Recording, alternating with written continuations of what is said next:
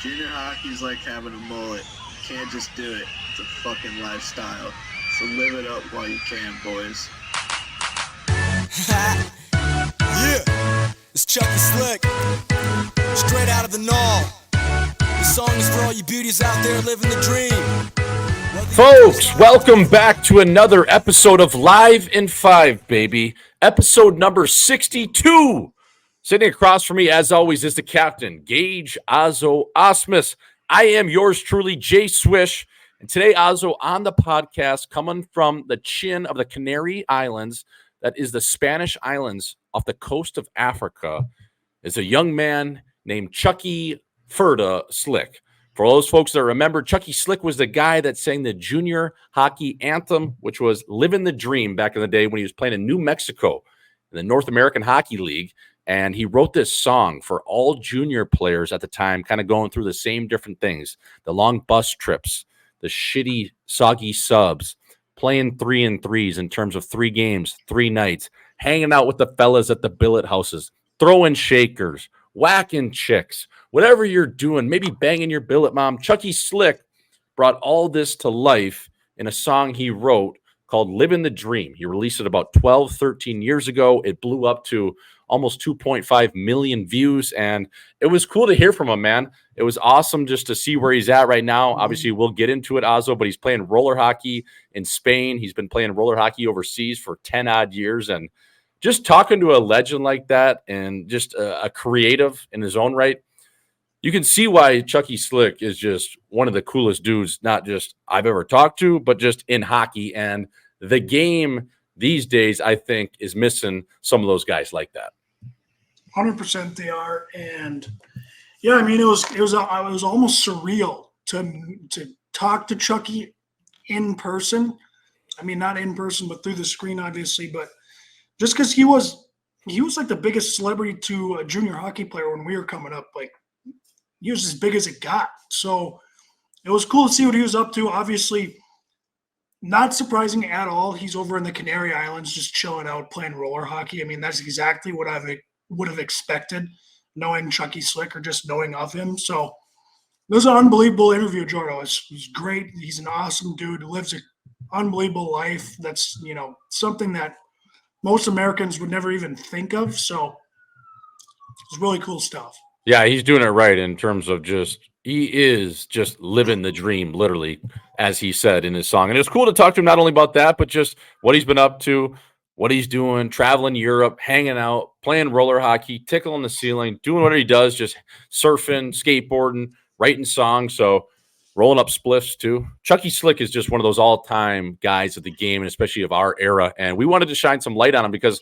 I think he's been, kind of just doing his own thing. People, not that they forgot about him, but he's still here and he's still a legend. So shout out to Chucky Slick, fella. Thank you for coming on. You're a legend. And Auzzo, as we always do over here, we plug our YouTube page. That is at Live in 5 2024. I believe we're at 10,000 subs right now. So the subs are going up. The views are climbing by the day. Again, if you like our stuff, go subscribe, like to it. Also comment on our stuff in terms of our YouTube shorts, our whole interviews we put on YouTube. And again, if you can watch on YouTube versus Apple or Spotify, it just helps the fellas out. So please go do that in terms of going over to our YouTube at Live in 5 2024. Like, subscribe. It don't cost you a dime, baby. So go check that out. Auzzo, we are brought to you by Butter Golf and Mini Movers. Mini Movers, the official moving company of Live in 5. If you need something packed, talk to the captain. Get a free quote today. Head over to minimovers.com and get at those guys. You can DM Auzzo. It's like 7-Eleven. He's always open. So if you need something moved, Minneapolis, northern Minnesota, North Dakota, even on the Wisconsin side over the St. Croix River, talk to Auzzo. Get at the fellas at Mini Movers. We are brought to you by the People's Insider at Butter Golf. Butter Golf is the official lifestyle and clothing brand of Live in 5. Again, go check our stuff out. We have some of our newer hats out, some of our newer product in terms of the City Open tee is still up there from the U.S. Open in tennis. We have some new hats on there. As Christmas rolls around, I'm going to have some other stuff as well popping up on the shop. So please go over to butter.golf. Check that out. We are all sold out of the rally caps, Auzzo. So we're going to have to wait on those folks, the ones you saw in the Amazon series with Willie Styles and a couple of the fellas rocking those. Just stay with me.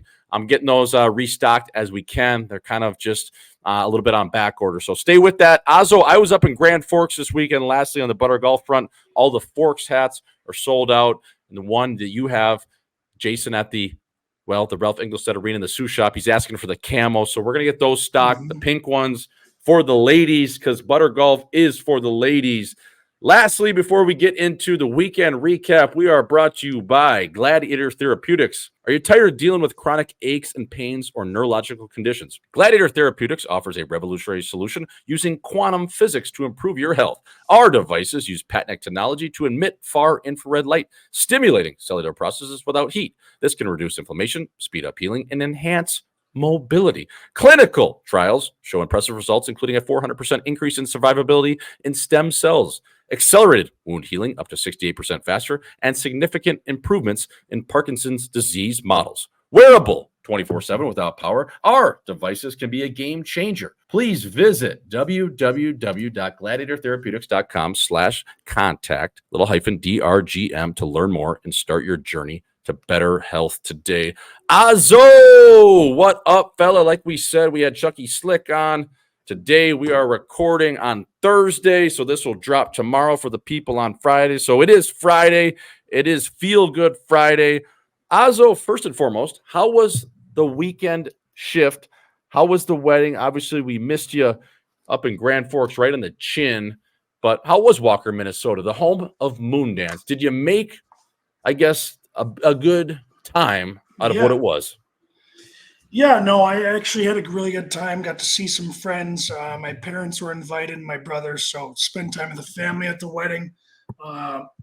Walker, very cool city, little Sneaky. city. It's like population 900, but there's good hotels down there. There's good food, so it feels like there's more people there than 900 people. So I was actually a fan. We had good weather. Everything was like within walking distance, which is great. Obviously, when you had a wedding, you're having drinks. You don't want to be driving around.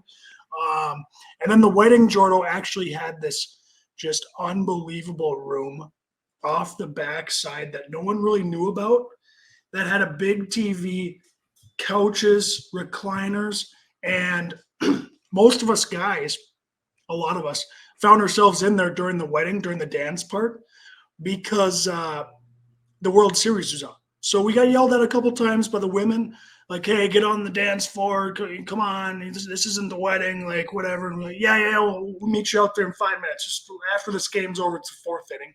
I'll get out there after this game's over. So that was a great part. And then another funny part, Jordo, the maid of honor was giving her speech, and it was getting a little long-winded. She was reading off her phone, didn't memorize it, so she's just kind of reading paragraphs off her phone, which, to each their own. Not everyone's a public speaker, and speaking is one of the hardest parts for everyone at a wedding, especially if you're not used to it. So she keeps going on, and all of a sudden, on the speaker comes on the Jeopardy song. And then it shuts off, and everyone's like, what the fuck? Everyone looks over the DJ. He's like, sorry, didn't try to do that. Like, obviously, you don't have that song queued up, right? Like, Right. Yeah. He obviously tried to do it.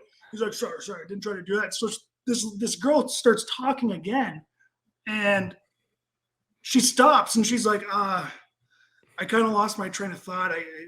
That song came on, and it just kind of messed me up. So it was just like, holy shit. This guy just completely messed up her speech because he turned on this.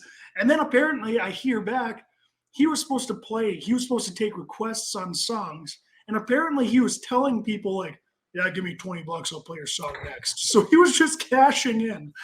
And I guess the guy that got married emailed him the next day like, hey, what the hell is this? Like, you're supposed to play these songs. I don't think he got an email back. So no. That is so funny, man. So the DJ was just a menace. He was just he's making a complete mockery of the situation. Jeopardy on, I kind of like that play. Like, hey, like, let's wrap this thing out. Like, let's get the dismount, because you're at 10 minutes and you're just circling the same fucking stories. How you guys got in trouble one time in 6th grade, and then you went to the principal's office, and then all of a sudden, you had to do an in-school suspension, and that it stops right there. I guess what my friend is trying to say is true love is blind. It's just yeah, exactly. You know what I mean? Some people want long speeches, Jordo, and it's like, just keep it short and simple. Like, none of us are really here to listen to you. I mean, I know some of the speeches are really good if you're a good speaker, but if you're not a good speaker, recognize that. And, the guy who got married, his brother was the best man, and he actually just stood up and he was like, hey, I want to thank everyone for coming. This is an awesome day for our family. I'm really proud of my brother and his wife, and he's just like, thanks for coming. Everyone have a great night, and sat down. I was like, great. That's awesome. Yeah, right. That's all you need. Because at that time, everyone's 10 to 15 drinks deep, and they're not going to remember. The only thing they're going to remember is how bad that speech was.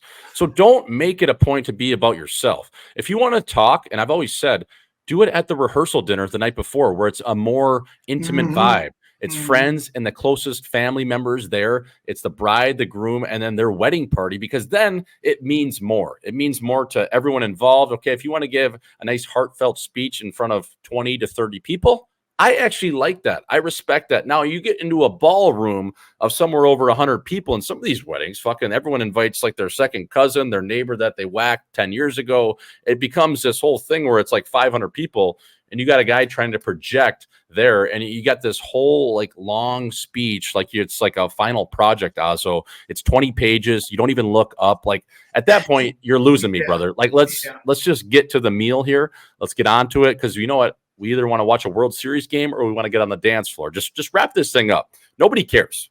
They don't. No. At the end of the day, and you're right, the only thing people really do remember is if it was really bad. And I'm not saying the speech was bad or anything. It was getting a little long. Whatever, if you want to say things, it was just, I couldn't believe the disrespect from the DJ. I mean, this guy's getting paid to be there. And he just pops his song on and acts like it was an accident. It's like, buddy, you don't have that song queued up. Just 100%. Yeah, it's like your buddy that pulls up something he's trying to show you on Google, and all of a sudden it's just a porno pops up. It's like, all right, man, like, I know what you were doing last night, or was that 10 minutes ago? Like, why do you got fucking Pornhub pulled up right now? Like, what are you trying to show me? You're trying to show me Yuri Slavkovsky's stats from last year, and now we're going to do a soft core here. So yeah, that's a great play by a veteran DJ, and I like that he was, not only doing that, but he was asking for more money on the side. Like, talk about a side hustle. Talk about the game within the game. Like, you got a side hustle going, and you want $20 from Mr. Brightside to play it on Spotify. That's all time. It was all time. And then one of the funnier parts was none of us knew he was collecting money from people to play their song, which they were actually paying. We all got a snap from one of our guys who went to the casino on the reservation nearby after the wedding. And the DJ was at the high stakes table playing. He sent us a snap. So we saw that snap. We were laughing like, God, this DJ's crazy. And then the next day we found out he was collecting money to play songs. It's hilarious. That is all time. I mean, talk about just like that's how you do that. You get on the res after you just collected $400 and you try to double that up the hard way. But yeah, it sounds like a good time. Auzzo, Grand Forks, North Dakota. We missed you. A ton of people are asking, where's the captain? Where's Auzzo? I said, you know what? Had to go to attend to a wedding. He wasn't sure if it was still on. Obviously, it sounded like a good time. One of your good friends growing up. So, yeah, a lot of people are asking where the captain was. Joe Black's was a success. I would say there was probably just about as many people as last year that there was this year in terms of, it was a BU weekend, so it was a big weekend. Was it the same as a Minnesota feel? Probably not, but a lot of good energy there. A lot of people that came out. Dave Hackstall in the building. We had Dixon Ward stop by. Dixon Ward, by the way, before we get into Hackstall, this guy is an absolute beauty. He did his last shift on Friday night. I mean, he went out there full gear, double pistols. The 11 car came out there. Auzzo, he was Mohawk turning. He did a little silhouette. I went up to Dixie. I was like, fuck, fella. Like, did you at least get the jets sharpened before? He goes, oh, yeah. Yeah, I got a half inch on those things so I could do my Mohawk turns. I guess he was a big Mohawk guy, 10-2 back in the day. And then he did like a silhouette turn, and he kept his hand up the whole time like he was a politician. It was unbelievable. And then, you know what he drinks, which is crazy because we saw him out on, obviously, Saturday night after the show. He drinks tequila neat. I'm like, isn't that just a shot? He goes, no, tequila neat's 2 shots. So that's what he drinks. He drinks tequila neat, which is so nails. And that guy, man, he's like a Brett Hall like character. You know what I mean? Like, he's just an all-time guy. We were sitting at Harry's. Hack was in the back room. He beat us to the punch. So we were kind of out just in the main dining room where we were having Irish coffees until 4 a.m. last year with Troy Turner. Shout out to Troy Turner. So Turn and Burn, the good old Saskatchewan fella. But yeah, we were sitting out there, and Dixon Ward actually ended up leaving his table with Hack, his wife, Dixon Ward's wife, and he came and sat by the fellas, me and the Heat Daddy and Rico, and he was just telling stories about, the old days, and he was telling Malt even, hey, kid, like, I played almost 600 games in the league, but none of it compared to North Dakota. I mean, well, Dixie, you did score 20 goals in the league. He goes 3 times, but that's besides the point. So it's just like, he's an all-time character, and it was great to have him on stage, and Hackstall was awesome too up there, man. He was good shit. He was taking it on the chin in terms of the stories we were telling, just about, the Nick Mattson story, the St. Lawrence game where, he got absolutely bundled in the corner. We were on a losing streak. We watched that whole entire game before pregame skate on Saturday. We watched the Friday night game before pregame skate on Saturday. And remember when Matts got absolutely bundied from behind by that guy on St. Lawrence, and he stops it, rolls the clip back, stops it again, and he goes, Nick Mattson can't get hit like that at home. So it's just like, I told that story. I told what else did I tell? I never heard the trombone story when he was at Dane County Arena when he was playing at Wisco. His wife, Erin, actually gave me this story. So shout out to her. They were in warmups at Madison at the old Dane County Arena. And I guess the band would always play right over the glass. So it'd be loud as hell right on the visitor side. And, they were doing a bunch of laps and kind of like you do in warmups at the start before you get into your drills. And Hack just had enough.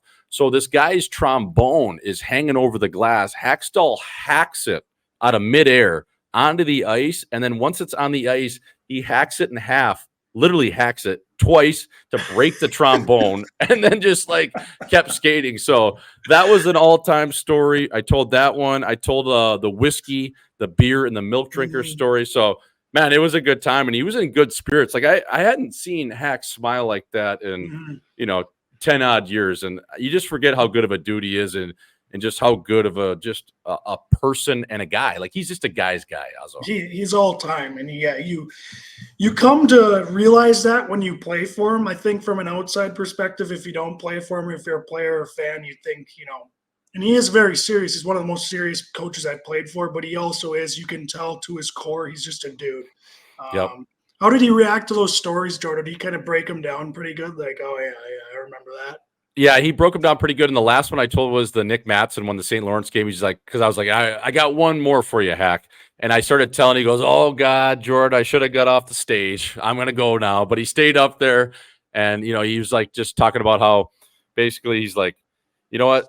A lot of times you walk out of the coach's room, you think, nailed it, nailed that part, nailed that part. I walked out of there saying, ooh, I'd like to have my words back on that one. So yeah, it was cool. And the cool thing was too, and I didn't know how he was going to react to the milk drinker, whiskey drinker, and beer drinker. He's like, oh, we actually sat in the war room for about 3 or 4 hours thinking about how we're going to divide our team into different like parts and how they can kind of, categorize different players. So we came up with the milk drinkers, the guys that never go out, that like to, the Rocco Grimaldis of the world. Then we had the beer drinkers, who are kind of the guys on the outside of the fire looking in, right? So if you're sitting around a campfire, those guys, the beer drinkers, are kind of standing up. They're looking to leave. Maybe they've only had 2 to 3 beers and they're going to drive home. Or maybe they're just not looking to get that cocked up, or they're not really the foxhole guys. And then you have the whiskey drinkers right around the fire. They're not going anywhere. They're going to be those guys at the end of the night to shut it down. They're going to be the guys within the war on the ice right there, pulling guys in, just dragging them in. So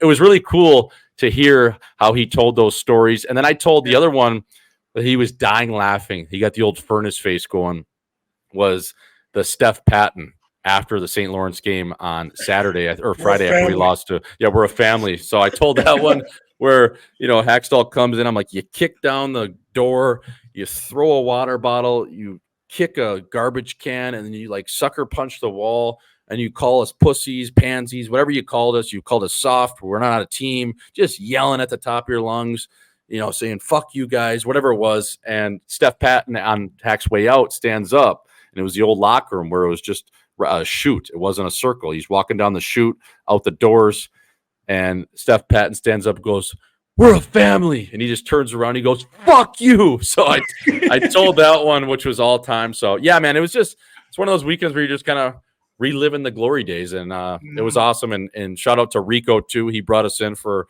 a little bit of a starting lineup to kind of set the stage. But yeah, it was cool, man. Even just like how many kids, Auzzo, I didn't realize, listen to Live in 5 up there. Like, there's, not saying we're the goddamn Beatles, but you kind of forget that people can hear this from everywhere. And there's kids with Franklin baseball gloves on. They're talking about keeping their chin tucked. They're like, we listen to you and Auzzo every week. So it was pretty cool that way, man. And I think, you're up there a little bit more than me, so you can kind of see that. But we do appreciate everyone that listens. And it's from college kids to like 60-year-olds. It's crazy. Oh, yeah. Yeah, it's crazy. I would say, gosh, I would say more college kids or like kids that age that are kind of listening, but there are some older people and there's some older women. I've had like 50 to 60-year-old women tell me like, hey, I listen to the podcast. I'm like, what are you doing listening to the podcast? But that's fucking sick. Yeah. Thank you. Yeah.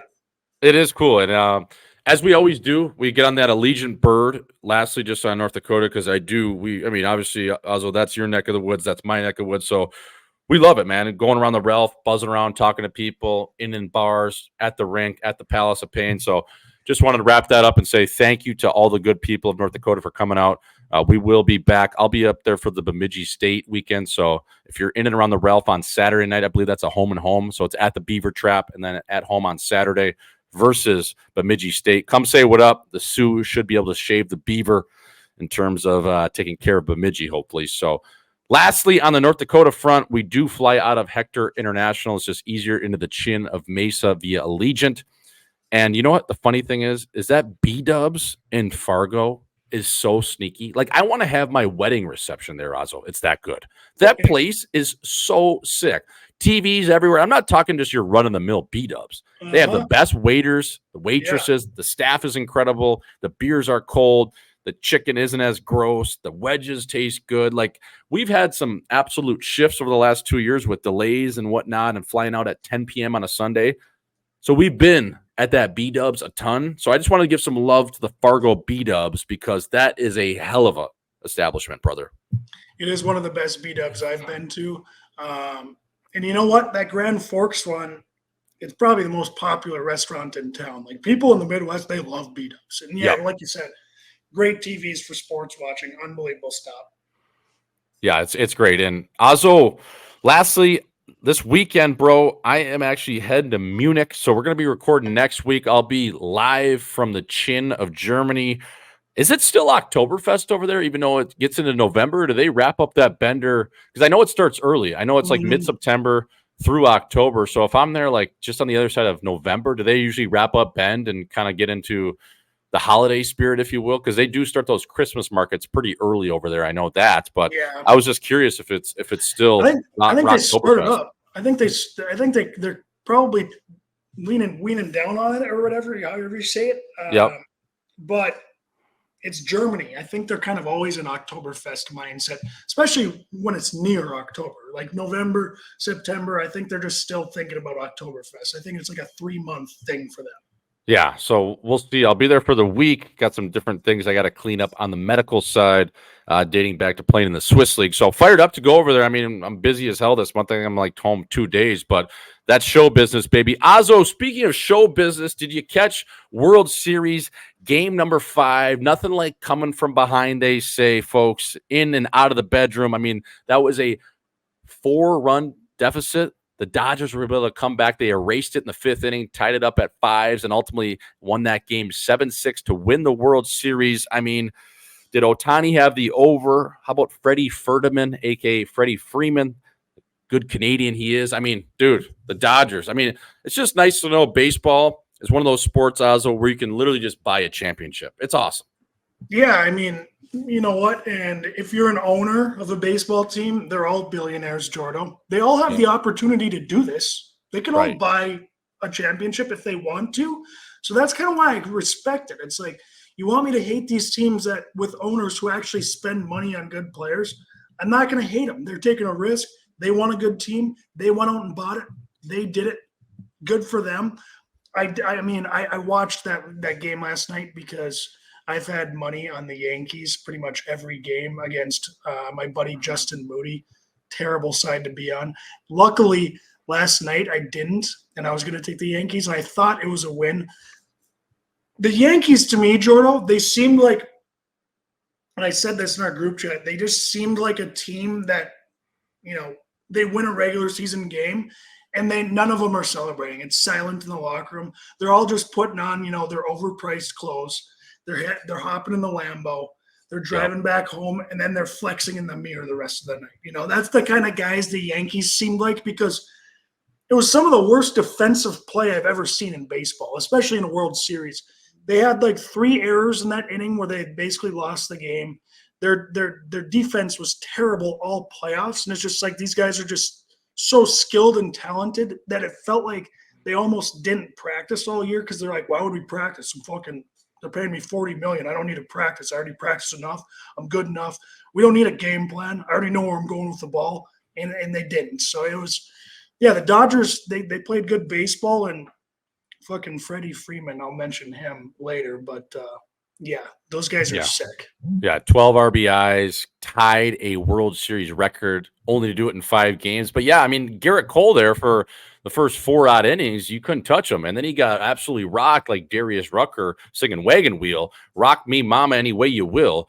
And like you said, Auzzo, just the mental lapses, the errors on the defensive side, and even how that last guy on the Yankees went down swinging on 3 straight breaking balls. I mean, that Cuban link on, I think he spent about $100K on that thing. He hit it like a Dodge Hellcat around his neck. I mean, about 100 bands. And just the way he went down swinging 3 curveballs in the dirt. Now, listen, it's easier to say watching the fucking game on TV as an asshole on the couch, but it just didn't even seem like he gave a shit. Like, he got into the dish, into the batter's box, and it was just like, all right, let's just wrap this thing up, because I got to get back down to Cuba or wherever I'm from, and I got some bad bitches from OnlyFans lined up, and I'm going to get it on with them. We might do a little 3-play, 4-play.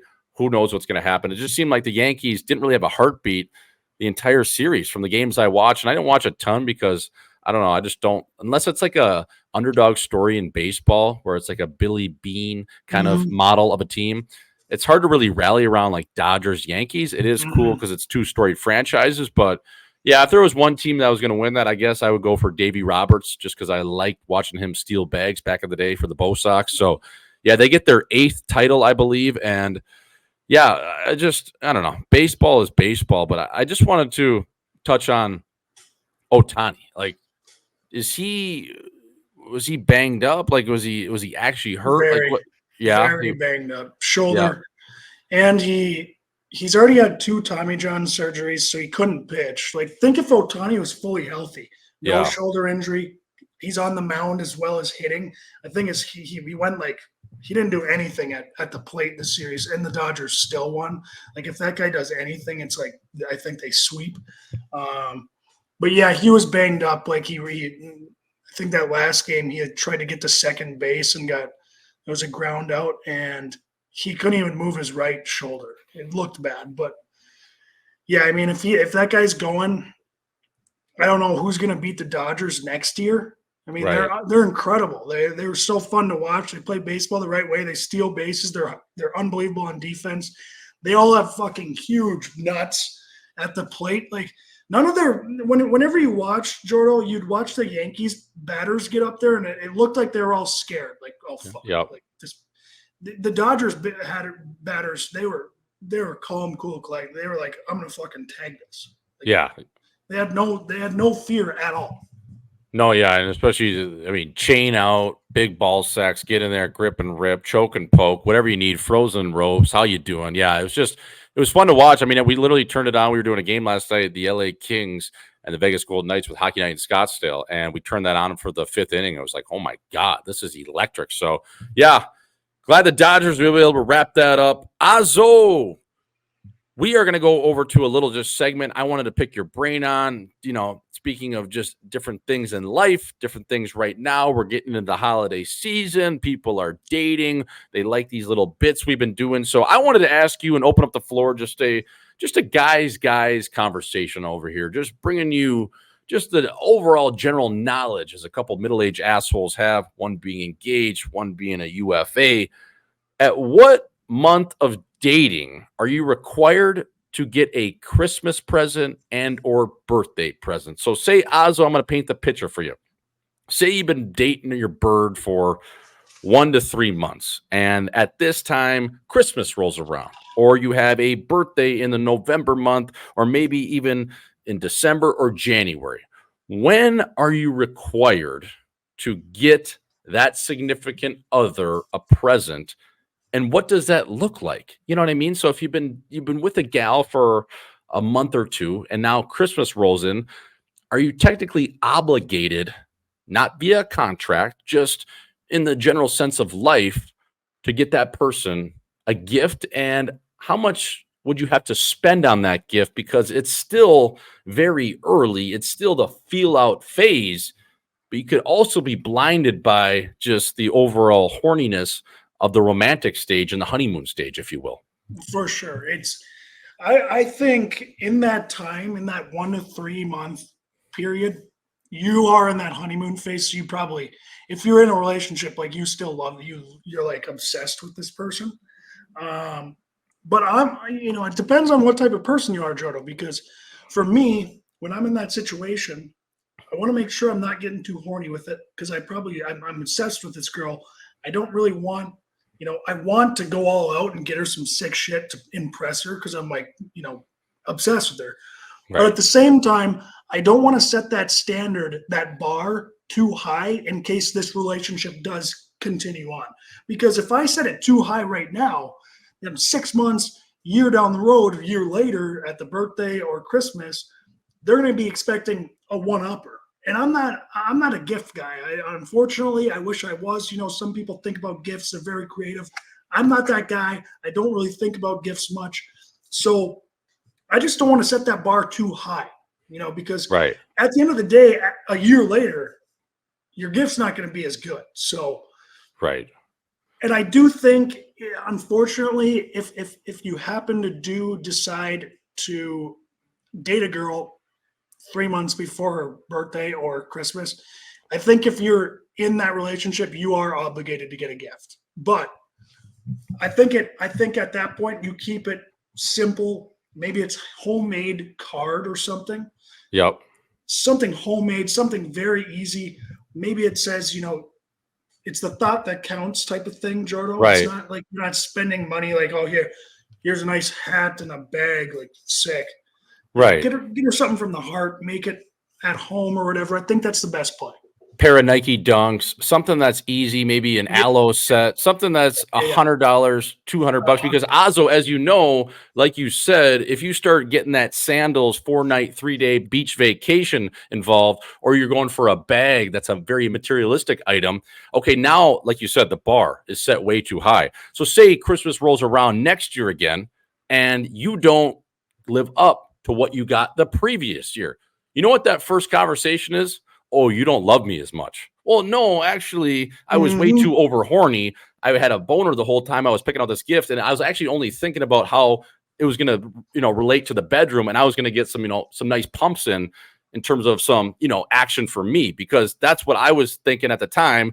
And now it's going to make her love me even more. But then say a year on the business side ain't as good. Now I don't have $2,500 or whatever it is for a new bag or a vacation. It's just like, you can't set that bar too high as a veteran, because otherwise it just becomes this one-upping game to the point where you can't even compete with yourself.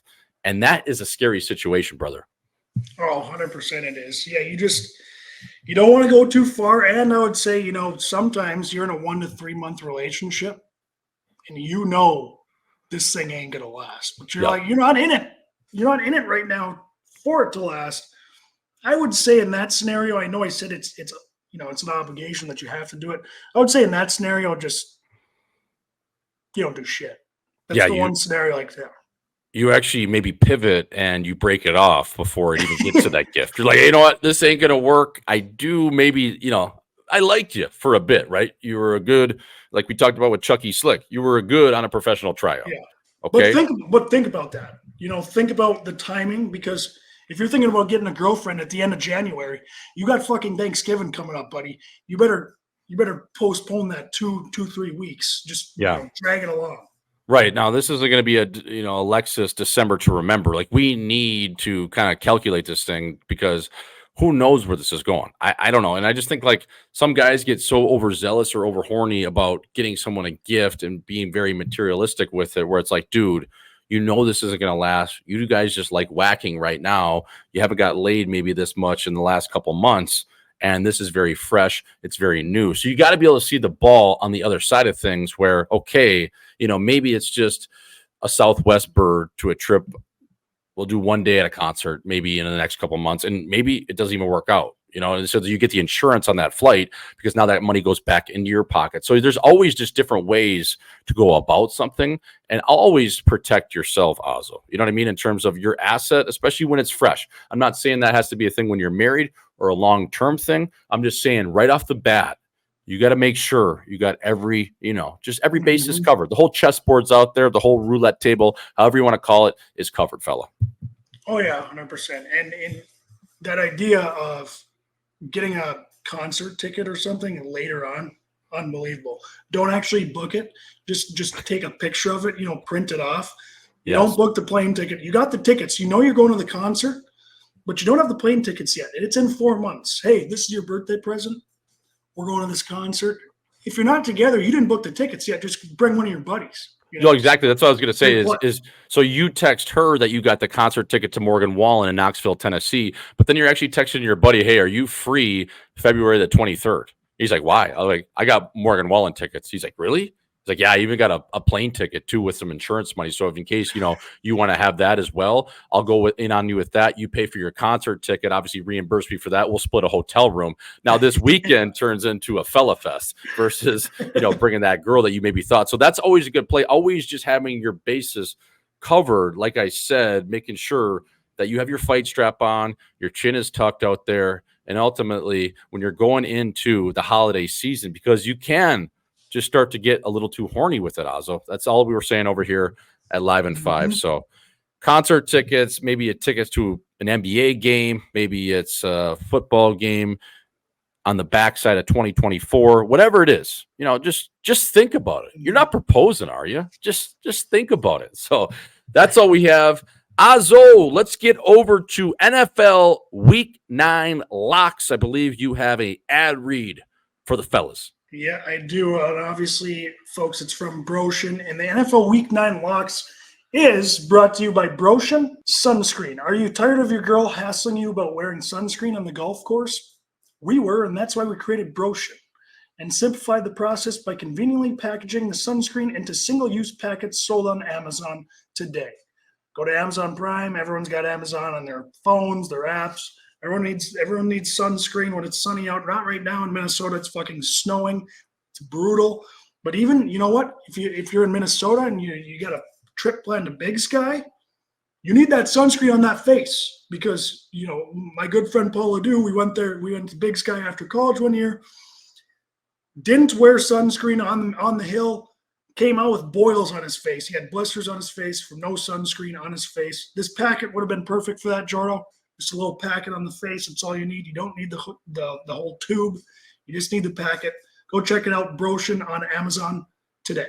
Yeah, and the single-use packets makes it easy, whether you're skiing, whether you're down here in the desert, whether you're going to Cancun, Mexico, wherever you are, Florida. I mean, a lot of these people in the Midwest, they come down to these states where the UV index isn't as high in the winter, and bam, just hits you right across the chin. Your nose is red. You look like Rudolph, the red-nosed fucking Fur-de-Deer. So please, single-use packets, go over to Broshin, check them out. Good hockey ties there. Auzzo, what do you have for your Week 9 locks in the National Football League? Yeah, so I'm going to go with Kirky and the Atlanta Falcons, -3 against the Cowboys. It is in Atlanta. I actually put a bet on the Cowboys to cover in San Francisco last weekend. The line was 6.5, I believe, or six.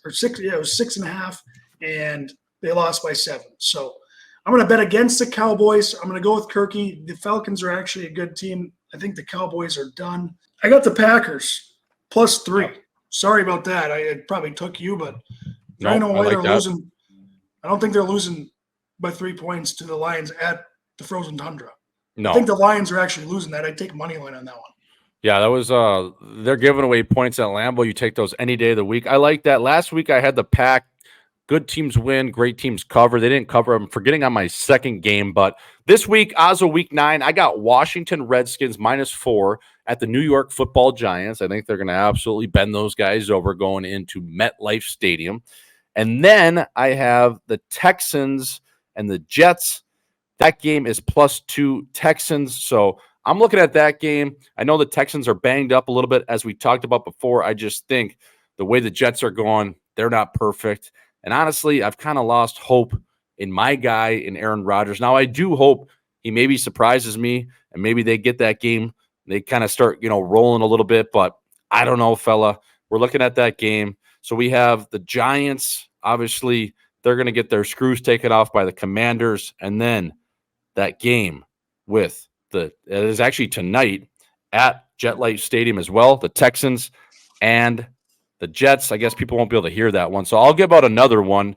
I'm going to take, you got Buffalo -6 at home against the Dolphins. I think they'll win by a touchdown there. So I got Buffalo -6 versus the Dolphins. So those are our NFL locks of the week. Auzzo, around the National Hockey League. This is a hockey podcast at the end of the day. Starting at the top, Connor McDavid out 2 to 3 weeks with an ankle sprain, I believe. I don't know if it's a high ankle, probably just a standard ankle injury. He went awkwardly into the boards the other night. The whole hockey world was just on their toes. They were impatiently waiting the news. Sounds like he's going to miss 2 to 3 weeks. That's not bad at all. I mean, get the game ready out in terms of get some ice on that ankle, get her taped up. McDavid should be okay. The one thing I wanted to touch on with you, dude, is being in the state of hockey yourself. The Minnesota Wild have been around for 20-odd years, almost 25 years now. I never actually knew, and I'm not just saying this, I never knew that Wild logo was a bear. Now I can't unsee it. I never knew that. I thought it was just a random assortment of shit that kind of looked wild. It was a sun, it was trees, it was a smoke-filled sky. I never knew that was actually a bear. So, or is it a bear or is it a cougar? It's a bear. And yeah, it's a pretty fucking shitty bear. It is. If you don't know what it is, I completely understand how people would never see that. Once you see it, though, it's like, how do people not see that? You can't unsee it. But because it is kind of just a weird outline. But the Wild, the logo, if you don't know it's a bear, it feels like it just fits. Like it's a horse, it's a skyline of woods in the mountains, the Wild. So it feels like, I don't know, I'm not surprised by that at all. I knew it was a bear, and I actually didn't find that out right away when they came out with the logo. It took a couple years, but once you see it, you can't unsee it. It actually makes the logo kind of a little cooler, I guess, because it's got a bear and also the Wild in there. But I don't know. I can easily see how people would never know that. Yeah, honestly, now I'm looking at it's like a knockoff Nashville Predators logo in terms of it doesn't have the teeth, but it has that same shape. Yep. And for whatever reason, I always thought it was just like a wild, just, the wind kind of blowing in through the smoke with the trees, and you have the sun. I was just like, this is just sneaky kind of retarded, this logo. But now that I see the bear, I guess it makes more sense. Now, I've never loved the logo anyways, so I never really even looked at it, and they haven't really been that relevant, and that's no disrespect to the Wild. We do have friends on that team. It's just the Wild. It's the Minnesota Wild. Now, why is there any way they would ever bring back the North Stars name, or would that just be a total rebrand and it's just something you can't do? I know they do, they do those jerseys that are the same color scheme, Auzzo. They have the Wild logo on them. I don't know. To me, the Wild, just every time I think about that name, it just, I don't know. It's just so mid. It is. It's very average. The North Stars would be all time if they still had that name. I think, unfortunately, the Dallas Stars probably own that name, the rights to it, I would imagine. But the North Stars would definitely fit a lot better in Minnesota, I think, because you got the North Star up here, and it's just cool, and the logo is cool. It sucks that I actually can't believe I wasn't alive during that time, Jodo, but how did a hockey team have to relocate from Minneapolis? to Dallas of all I know, places. how does that even make sense? I don't get it. And then they won the cup a couple of years later after they relocated, like 3, 4, 5, 6, 7 years after, like 99, 2000. And then the Wild came back. So, yeah, I mean, that doesn't even make any sense how that happened. I think they were playing at the old Minneapolis Metro Arena where they used to have – it was kind of like in the parking lot over there, I think, where the Mall of America would be now. Mm-hmm. So, yeah, I don't know, man. It makes no sense to me how they had to relocate. But, yeah, it's just – I thought that was fucking hilarious. I was like, Jesus, I'm just finding out about this bear logo, and people are chirping me online like, I can't believe you just fucking saw that. I'm like, yeah, I mean, I can't believe either. I feel kind of like I'm stoned right now, even though I'm sober. Yeah, I mean, I had a couple people, I saw you tweet that out, and a couple people asked me, like, how did Jordan not know it was a bear? I was like, how the fuck would you know it was a bear if you weren't looking for it? Like someone had to tell you it was a bear, right? Like someone told you. Yeah. You're not gonna know that without someone telling you. Yeah, I had no fucking clue, and honestly, I still don't even care. So that was pretty funny. Auzzo, one thing I just wanted to touch on, and it's a hot take. I threw out a long-winded tweet the other day about just the NHL, and I've seen a couple different accounts on the apps in terms of X and Instagram where NHL ratings are a little bit down this year. Now, I don't know the entirety of that. I don't know if it's true. I haven't really checked in terms of the whole analytical department on the National Hockey League side in terms of viewership. But the game right now, to me, seems boring on and off the ice. I thought last year was a hell of a start to the season, that we had some really good storylines popping out. Obviously, finished it off with playoff hockey. Before that, the Rempire State Building coming into the fold. And playoff hockey will always be playoff hockey. Anytime the shiny mug comes out, guys compete, guys play hard. That is great. But what I'm saying is it time for Gary Bruce Bettman to step down as a commissioner, hand off the torch, someone else, someone young, someone cool, someone innovative, someone along the lines of had the vision like Adam Silver when he came into the NBA, or a Dana White with UFC? Because I think these leagues are just surpassing hockey in the marketing side so much, where it's like hockey guys are just, it's just, there's no self-promotion. There's no promotion within the sport for different players. Yeah, they think the Amazon series was decent. But if you look at what other sports are doing, Auzzo, like the Kelsey brothers, like why isn't there a podcast with the Kachuk brothers, where not only can they provide for the league an in-depth kind of behind-the-scenes look for people just like us, like fans, to go in and watch and just, you know, really connect with the game's best players. And then on top of that, why doesn't some guy in hockey go on Pat McAfee like once a week, like Aaron Rodgers, to kind of promote the game and sell it that way? ESPN, I mean, they've invested over $400 million a year in terms of what they dish out annually to the NHL. They've hosted the Stanley Cup in 22, 24. They'll have it in 26 as well as 28. So it's like ESPN, people can say, oh yeah, ESPN doesn't care about hockey. Well, dude, they're dishing out the dollars over at Disney for ESPN to carry hockey. So clearly they want it. Now, TNT, I think, has taken strides in terms of what Biz has done for the game. Gretzky, obviously, I think it's coming along, but I just think, as you know, from the time of when you start playing hockey, it's never about me, it's about we. And that's what makes the game so good. That's what makes it such a cool sport. That's what makes it why it has the best dudes within the game.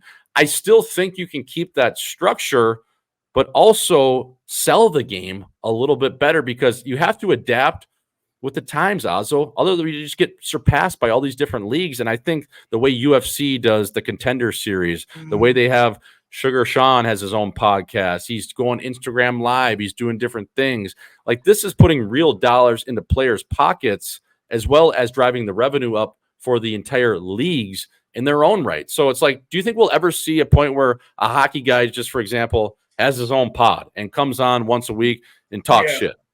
Yeah, I mean, Chucky Slick talked a little bit about that, right? When in his interview, he's like, you know, he was one of the guys who had a personality playing hockey, and he lost out on a couple roster spots because hockey is a little bit like baseball in that sense, where it's more serious and, you know, more traditional, and I would say, you know, old man, you know, the old boys club kind of rules like that. Which you're right. We do need to respect that, and that is why a lot of people like hockey, because it is and it's a team game, and there are no guys who are, you know, trying to go on their own and have those personalities. I just think you're right. Like, the times are changing. I think baseball needs to do it a little more, And I think hockey needs to do it a little more. And you're right. Like, why aren't there players talking about the game, talking about other teams, talking about experiences? I think it's because they're not allowed to, it's just the culture. It's like an unsaid rule that, you don't do that stuff. And I think, that it's hard. And I think TNT has been doing a great job, Jordo. Whenever I watch a TNT game, I'm like, this is a great production. Nothing against Bucci and ESPN, but I don't think the ESPN production is even half as good as the TNT production. And I would say the same for the NBA, honestly. So if we could get more games on TNT and market it in that sense, I think that would help as well. I think some of those ESPN games are stinkers, and probably, people watch it and they're just tuning it out.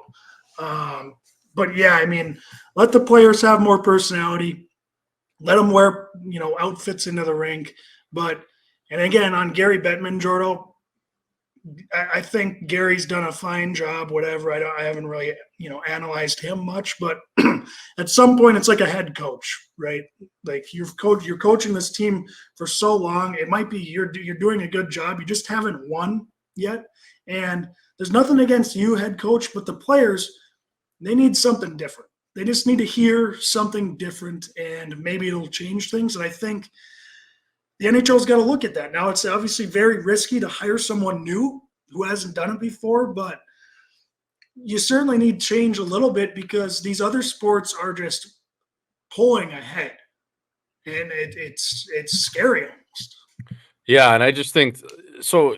Not that the Kachuk brothers need more money, but the Kelsey brothers also didn't need more money. So the Kelsey brothers, they signed that deal for $100 million on a 3-year deal, or whatever it was. Came out to be about 25 per year. You cut that in half, they're getting 13 each, or 12.5, whatever it is.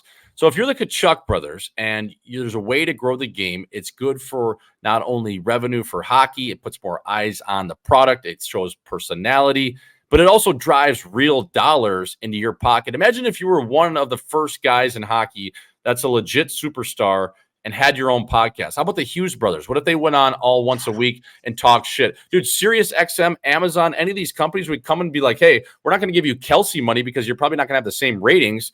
But, dude, it's going to be real dollars, whether it's maybe not 100 million, maybe it's 50, and you divide that by 3 per year, or whatever it is on a 3-year deal. And now you're each getting $5 to $7 million more a year on top of that. I just don't see why guys wouldn't want to do that. Yes, I get it. There's just different things. There's pressures. There's outside judgments and just prejudices against what hockey should be and how it should be. But hey, man, we're not living in that day anymore. There's new faces coming in. There's new blood. We want new fans, ultimately, non-traditional hockey fans. The traditional hockey fans will always be there, okay? The good old Canadian fan base, the people in the Midwest that drink beers, just want to watch fights, good hockey, okay. That'll always be there. That taste will always be there. But if you're one of those guys like the Kachuk brothers or the Hughes brothers, Auzzo, I just think you're really missing the boat in terms of an opportunity to get an absolute bag off the sheet, but also more importantly, growing the game to young fans and kids, giving them an in-depth analysis and access into what the National Hockey League looks like, and pushes kids to want to make it to that level. And it also is great for the league. So I just think like there's just so many different ways to do it. I also think on the Gary Bettman front, dude, why aren't you doing more cross collaborations with NHL, NBA, and especially owners that own both teams in one building, like Ryan Smith, like Dolan with the New York Rangers and the Knicks? Why isn't there more cross promotion? You know that in Auzzo in business, where I'm not saying I'm Warren Buffett, but when you collab with people that are more successful, higher up, bigger following, bigger bank accounts, just it's a great marketing tactic to not only get some of their residual fans, but also it looks good on you, shining light on a collaboration and a way to really cross promote leagues, get different eyes on the game. Now, again, non-traditional fans are watching, and I don't know if many NHL fans would agree with this, but that is how you grow the game and grow the business. That's ultimately what you want to do. No, so I just think there's a lot of different things that the NHL is missing the boat on, and it just like even goes back to last year at that fucking Winter Classic. Like they bring on whoever that just 75-year-old to come sing Barracuda in Seattle. It's like, dude, okay, I get that Hart is from Seattle, Okay, that's great. They're a Seattle band. The guy's 75. The young fans listening to this game, they didn't play Guitar Hero like us in 2004, playing Barracuda in some guy's basement smoking a spliff. They don't know that song. Okay, you need to appeal to the young hockey fans that are coming up, and I just think the NHL is just their marketing scheme is like 20 years behind. It's crazy. Yeah, it is. It even seems like I know there's not as much money in production and stuff, but even like the commercials that they are in for the NHL are just, they're not that good. They don't, it's like, why would I even, there's no appeal to it. I don't even want to watch this commercial.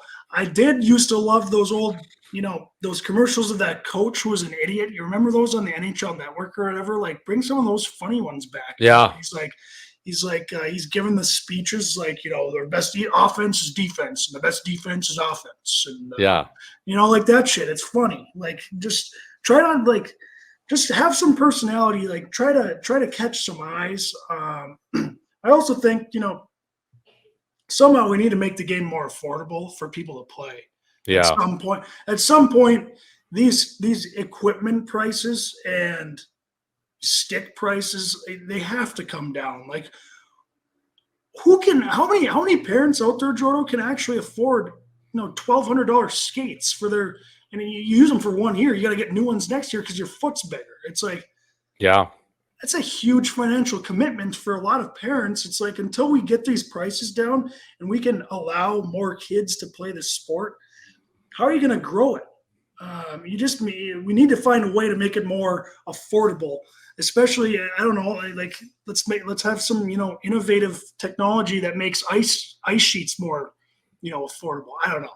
And 100%. And even just, whether that starts with more affordable equipment, even going to games, getting people in the stands at a more affordable rate. That's one thing that I really like that Brian Smith has done in Utah. You go to their games and you're going to have to pay the price for admission, but at least a water is $2. You can get a hot dog for $2. You're not spending $1,000 just at the arena alone on top of your ticket. So I just think there's just different ways the NHL can ultimately drive the marketing schemes to a way better product. And I would just base it off of successful businesses in sports. I would look at Dana White. What's he doing for the UFC?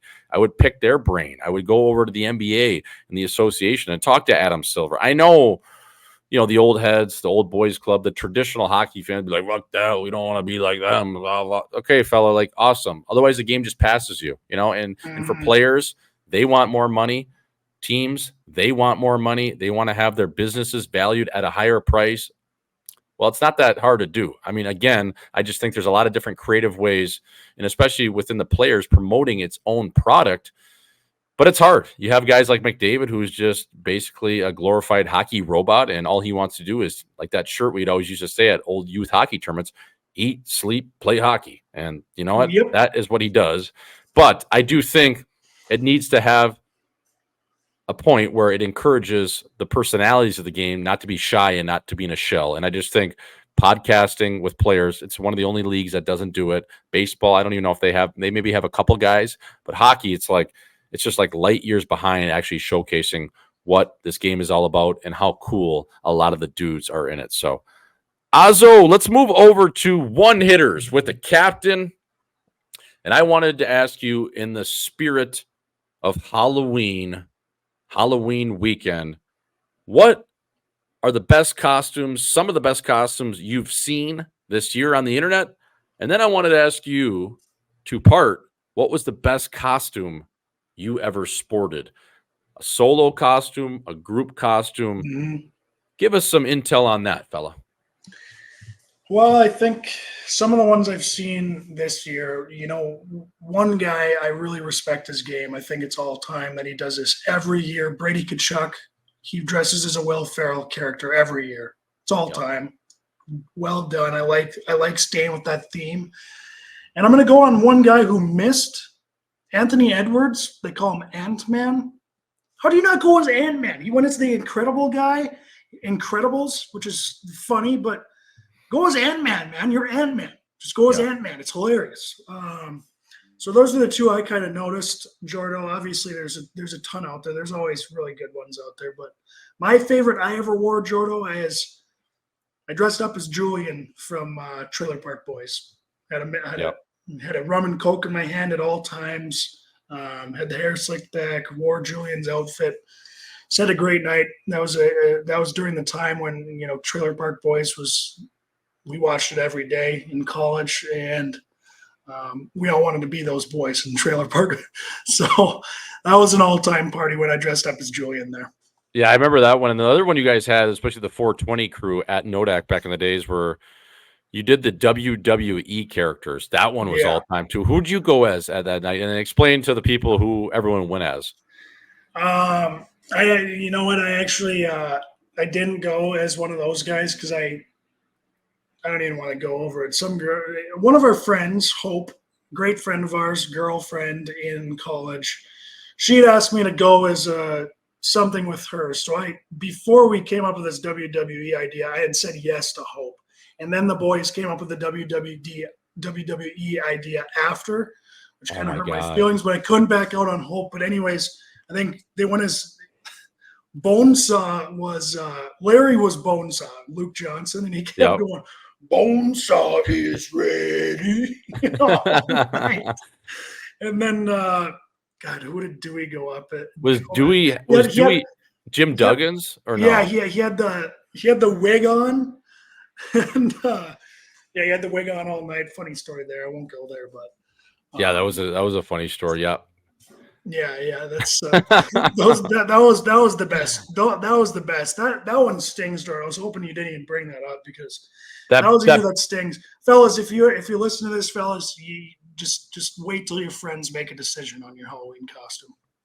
Yeah, the group ones were always the best. The one year I went in Chicago was with the Hangover crew, and I was Stu. So I was the dentist. I had the fake tooth out. We had Black Doug, Scooter Vaughn. Evan Trupp was Leslie Chow, so he kind of looks like, a little bit Asian. And then we had Zach O'Brien as Zach Galifianakis, and then Jeremy Welsh was Bradley Cooper.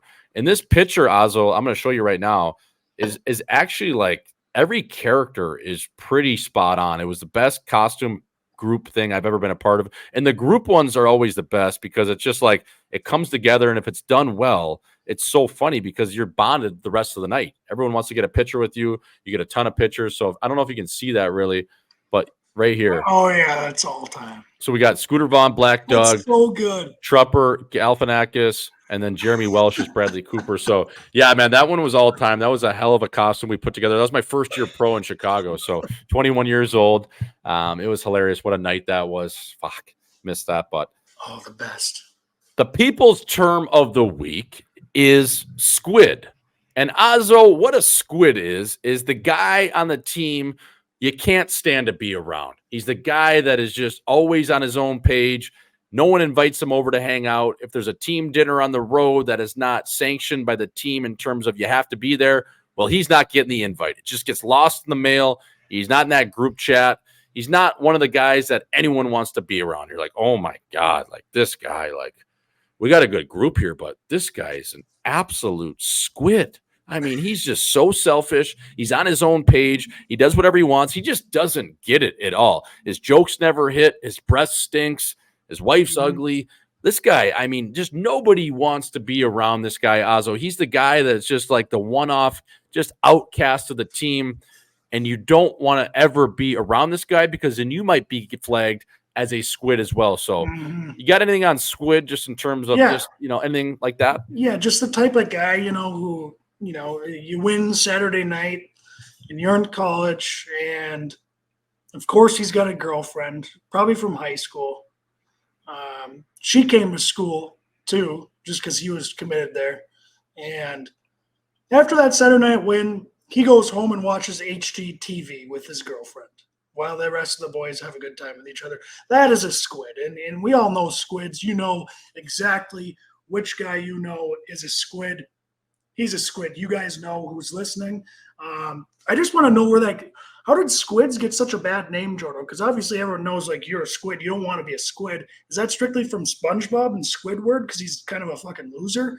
Or is that just I think so. I heard like my third year pro, and I think it was actually Chris Butler, who we've had on the show, or like you're just calling guys squids. I was like, what is this? That's a sick word. It's just like you said, it's the guy that's just a turd. Like you're in the shower with the fellas afterwards, no diddy, after a big win on a Saturday night, and you're like, hey bud, like, meeting up in 10 minutes. We're gonna go to this place, and we're going to the party. He's like, actually, you know what? I'm not gonna do that tonight. Like, what do you mean? You got no wife, you got no kids.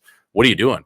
Actually, I'm just gonna go home and get some rest, dude. We don't play for 6 days. Stop by the party. Be one of the fellas. Be Ferda for once in your goddamn life. And the guy just goes home. You don't hear from him. You see him, the next day is an off day. You're at the rink, and, you don't even want to look at him. You don't want to talk to him. The guys are still a little bit hungover. He's on the ice absolutely buzzing around practice like 30 minutes before the coaches get out there. And you're like, look at this fucking squid. Look at this chotch. So those guys on the team, oh, man, they're like cancers, Auzzo. They really are. They are. You don't want a squid on your team. Everyone. I would say some teams don't have squids, but there's a lot of them out there. Yeah, 100%. So don't be a squid, folks. That is the People's Insider term of the week. Auzzo nail gun of the week. I am going to go over to, game number 4, and a guy that tried to grab the ball out of, I believe it was Mookie Betts' glove. So now his last name is Capobianco. He played hockey at the University of Arizona in the early 2000s. And to make this story even better, Rob Gronkowski, when he was in Tucson, used to party with this guy. And Rob Gronkowski went on FanDuel TV the other day and said this guy was an absolute maniac.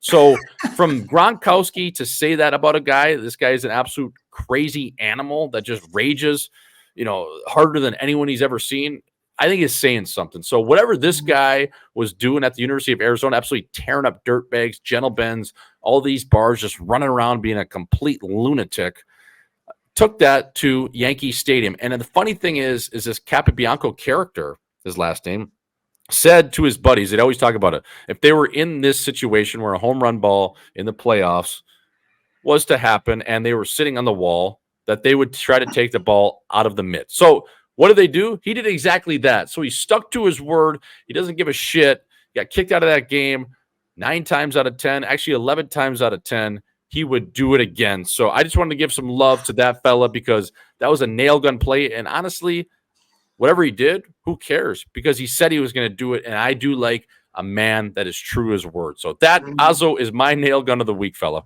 That's a great call, Jordan. That guy, yeah, his interview after was so funny too.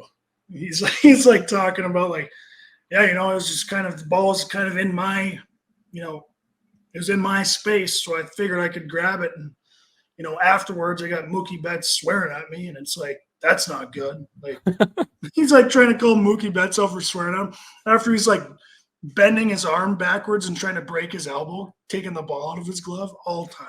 So funny. It was so good. My nail gun it's Freddie Freeman.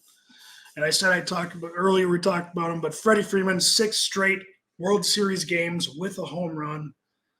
First time ever, MVP of the World Series. This guy is just, imagine having that mindset. Like, you're going up to the plate in the World Series, and you got to think inside his head, Jordo, he's just like, I'm fucking ripping this one. Oh, yeah. And he did. And it was unbelievable. I don't know how you don't walk the guy every time he gets up. It's like, all right, he's got a home run in 5 straight games. Let's just fucking walk the guy and get him to first base. We don't care. It's just, I don't know. But that guy is a fucking nail gun. I know, like, batting is, when you watch playoff baseball, you realize how hard batting and pitching is. And to get a home run in 6 straight games in the World Series, it's just, it's hard to understand.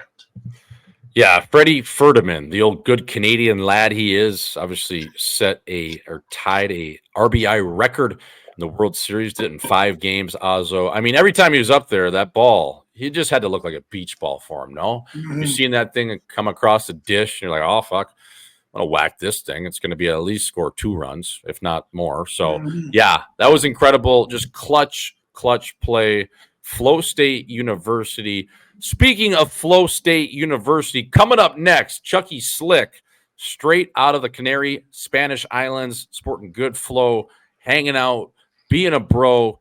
I think the folks will really like this one, Auzzo. That was the pre-show we always do over here, episode number 62, tape to tape with the captain. Next week when we talk, there's going to be a lot of shit going on. We're going to have a new president. We're going to be in, well, I'll be in Munich on the chin over in Germany. So going to be hilarious, Auzzo. A lot to report next week. Can't wait to see your chin. I think the fellas and people listening to this week are really going to appreciate Chucky Slick, an OG of hockey, roller hockey god. So, Auzzo, thanks again, fella. Great chatting with you. Until next week, partner. Alrighty, folks, now introducing, baby, straight out of the null, whether you're fourth line or first line, committed or uncommitted, the legend himself, the junior hockey anthem, the man behind it, sitting in the garage with a half can of Copenhagen in his mouth, spitting those bars. This is the legend, Chucky Slick. Slick, how you doing, fella? Thank you for joining the boys over here at Live in 5. We got Auzzo popping in, but what's shaking, baby? You're like off the coast of Africa right now, dude. Yeah, thanks for the intro. That was cool, man. I wish I had you when I was a kid, when I was watching WWE. You should definitely take that job. Yeah, man, it's good. Appreciate you having me over here, middle of nowhere.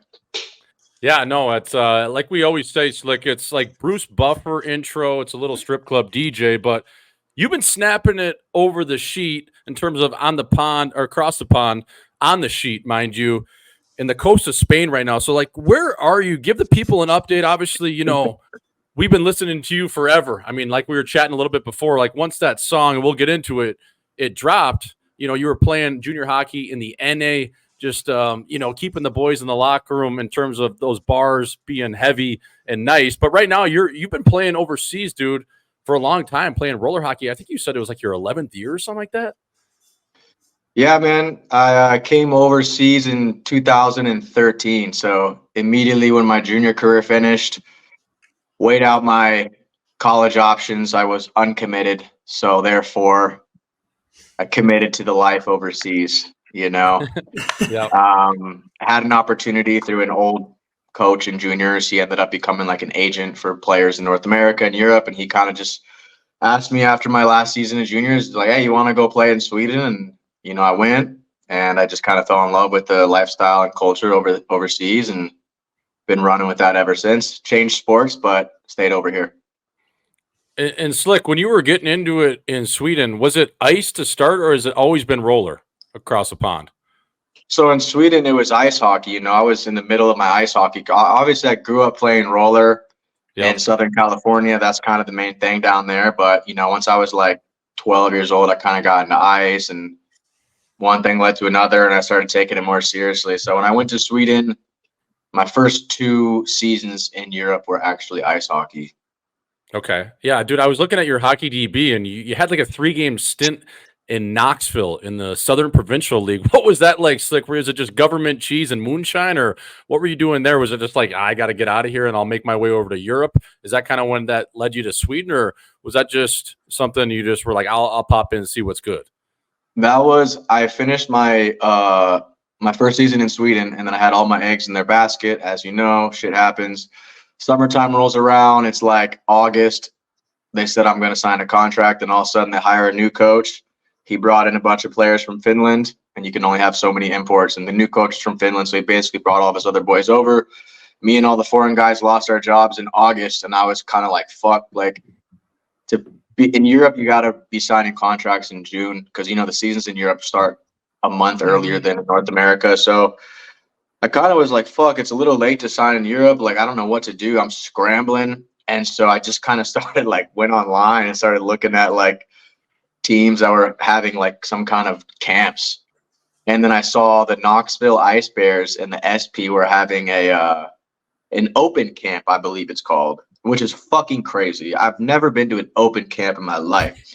Throughout juniors, I went to, you know, USHL, NAHL main camps. I didn't know what an open camp was. That meant anyone can go. It's basically a moneymaker, I think, with a few good players sprinkled in. But from open camp, they just told us from the jump, they're selecting 1 offenseman and 1 defenseman to get invited to main camp. So I went to open camp, man. There was some fucking guys in there that you wouldn't believe. Like, there were straight up fucking like dudes that were plumbers, electricians, like full time, just trying to do one more shot at the dream. And they're already like 7 years into a trade career. Don't know what they're doing there, but somehow I got invited to main camp and then had like a little 3-game tryout stint. And I believe that was actually one of the lockout years in the NHL. So there was the trickle down effect, right? You know, some NHL guys were going to the A and then A to E. Anyways, long story short, one day, like 2 fucking left wingers from the coast show up in the locker room, like, "Oh, what's up, boys?" And they're, "What's up, man?" I'm like, "What position you guys play?" And they're like, "Left wing." And I was just like, "All right, for sure. Like, I fucking knew that I was gone. And then they just kind of, coach assigned me to this practice squad, and then I just fucking packed my bags and left. I didn't have I had too much ego back then to stick around, wait for those guys to get called up. So 3-game stint, and that was it, man. Yeah, in and out like a fiddler's elbow. And I wanted to ask you, Chucky, like where you're playing right now, obviously 3-time Copa del Rey champ, 3-time folks, that is. So I wanted to ask you, like, what's life like in the roller leagues of Spain when you're kind of out there on an island just off the coast of Africa? Are you flying into places like Madrid to play games? We chatted a little bit before, like I mentioned, but I want you to give kind of the folks just an inner look of the exact day-to-day, man, because you're still just, you know, going back to even your junior days. It's just like every time I'm looking at your page, you're doing something cool, whether you're on the 6th string smoking a spliff, you're on your skateboard buzzing on this island, you're on the sheet tickling the twine. Like, just take us in like a day in the life of Chucky Slick, man, and what's good over there. Dude, you're like fucking Webster. Like, you just got a crazy vocabulary. That's my own language. So what's going on over here in Spain? I mean, yeah, obviously the Copa del Rey, I mean, it translates to the King's Cup. Doesn't carry much weight back home, but out here it's a really big deal. Every professional sport in Spain has their Copa del Rey. It's been going on for like 100-something years. It's for every pro sport. Originally, it was the King's Cup. It was a tournament to like all the royal families and kings and would come and watch. And it's nationally televised in every sport. I mean, even in the football, the soccer, they have like their big Copa del Rey, and it could be like Barcelona versus Madrid, all that shit. It's like a really big deal. It's kind of like the Stanley Cup of Spanish roller hockey. If like, doesn't sound that crazy, but it's a big deal or whatever out here, I guess. Yeah. So, yeah, I'm just fortunate to be a part of a really good team out here and win that cup a few times. And life on the island is very unique, and just trying to fucking take it day by day and enjoy it as much as I can. 100%. Is this like a league where you're coming into every season, like you have to try out for the team, you're kind of worried you might not make the team, or is like you have a solidified spot? You're kind of set on the team? It's solidified in roller hockey. That's what I love about it, man. Once you sign a contract, you're on the team for the season. There's no possible way to really get traded or cut. I mean, there have been guys who have gotten cut just because they were so fucking bad. But if you're a foreign player who's coming out here to this league and you have like professional roller experience or even ice experience, there's no way you're going to get cut, because the foreign players' levels is always, you know, a notch or two above the Spanish players. And would you say most of the league's Spanish players then? Yeah, 90% of the league is Spanish. I mean, every team has 2 or 3 foreign guys. Nice to meet you, by the way. I didn't get a chance to introduce myself. It says your name is Auzzo. Yeah. Auzzo here. Man. Nice to meet you, Chuck. I've always wanted to meet you, actually, because like Jordo said, we always listen to your songs when we were in juniors. And I mean, you're a big deal, man. Still are. So yeah, it's great great to see you and talk to you. Yeah. Yeah, nice to meet you, man. And Chuck, I wanted to ask you, like, when you're playing over there in the Spanish league, how does it compare to other roller leagues across the world, maybe in Europe? Is it one of the best, if not the best? And a 2-part question is, to follow on top of that, how are the fans in terms of, it looks like some of those barns you're playing in are stuffed most nights, and especially when it gets to that cup season like you talked about. When the cups are going on, it's packed in terms of Spanish roller hockey, which is like 500 to 1,000 people. Right. There's not a lot of fans for this sport in Spain. So when the cups are going on, there's some people there. And honestly, I don't remember your first question, man. I'm like a fucking guy when the coach is explaining the drills. Once he goes on a drill too, I don't remember what the hell you're talking. Like I can't remember. No, all good. Yeah, we're drawing up the old Canada Cup drill. Like, where do I pass that puck? Okay, Dude, I'll follow along. Dude, coaches in ice hockey that would just rip like, all right, here's all the drills for the whole training. Like, just drop like 8 drills in a row. Yeah. I was just always in the back of the line, and I'd get to the front and still be a drill buster. Yeah, you're just Actually, like, what are we doing here, boys? Dude, the day I got released from my 3-game stint in Knoxville, I fucked up this drill like 3 times. And the coach just goes, we're going to do it one last fucking time. Chucky, get to the front of the line. And I was just like, fuck. And when the coach is yelling at you, it makes you forget even more. Oh, yeah. I immediately butchered the drill, and the coach just blows a whistle. And he goes, Chucky, hit the fucking showers. No way. That's Never all for play Chucky, them folks. again. Yeah, you don't have to go home, but you can't stay here. No, my question was, though, is how does it compare to other roller leagues in the world or in the in Europe? Like, is it comparable to that Narch tournament when it gets down to the good teams? Like, how is it in terms of roller leagues? as far as leagues go, there's really only 3 professional leagues that I'm aware of in the world, and that's in France, Italy, and Spain. Even in the States and Canada, yeah, we have our little local leagues and beer leagues, but there's no such thing as like a professional unified league. Like this is the main league. Different regions have like different beer leagues, but there's no money involved. Out here in Spain, France, and Italy are the only 3 leagues in the world where they have imports. They give you, a car, a house, a salary, all that. That doesn't exist in the States, unfortunately. I mean, it did in the 90s. There was a league called RHI, I believe it was. Yep. But in the States, it's tournament style. So there's like 3, maybe 4 big tournaments throughout the year. Mostly the big 3 ones are in the summer, which is Tours, State Wars, and Narch. I'm sure you've heard of some of those. And the pro level at those tournaments is the best in the world. The pro level at the tournaments in the States are better than the highest level in France, Spain, or Italy. There's been superstar teams from France, Spain, or Italy like enter into a tournament at Narch. And for example, the French national team just played at State Wars this summer, and I think they almost lost every game. So American roller hockey is the best in the world, and for tournaments, and for leagues, the leagues out here are the best in the world. But talent overall, it's back home. Yeah. Chucky, do you know a guy named Scotty Savage? He's from Southern California. Yeah, I know Scotty. That's the homie.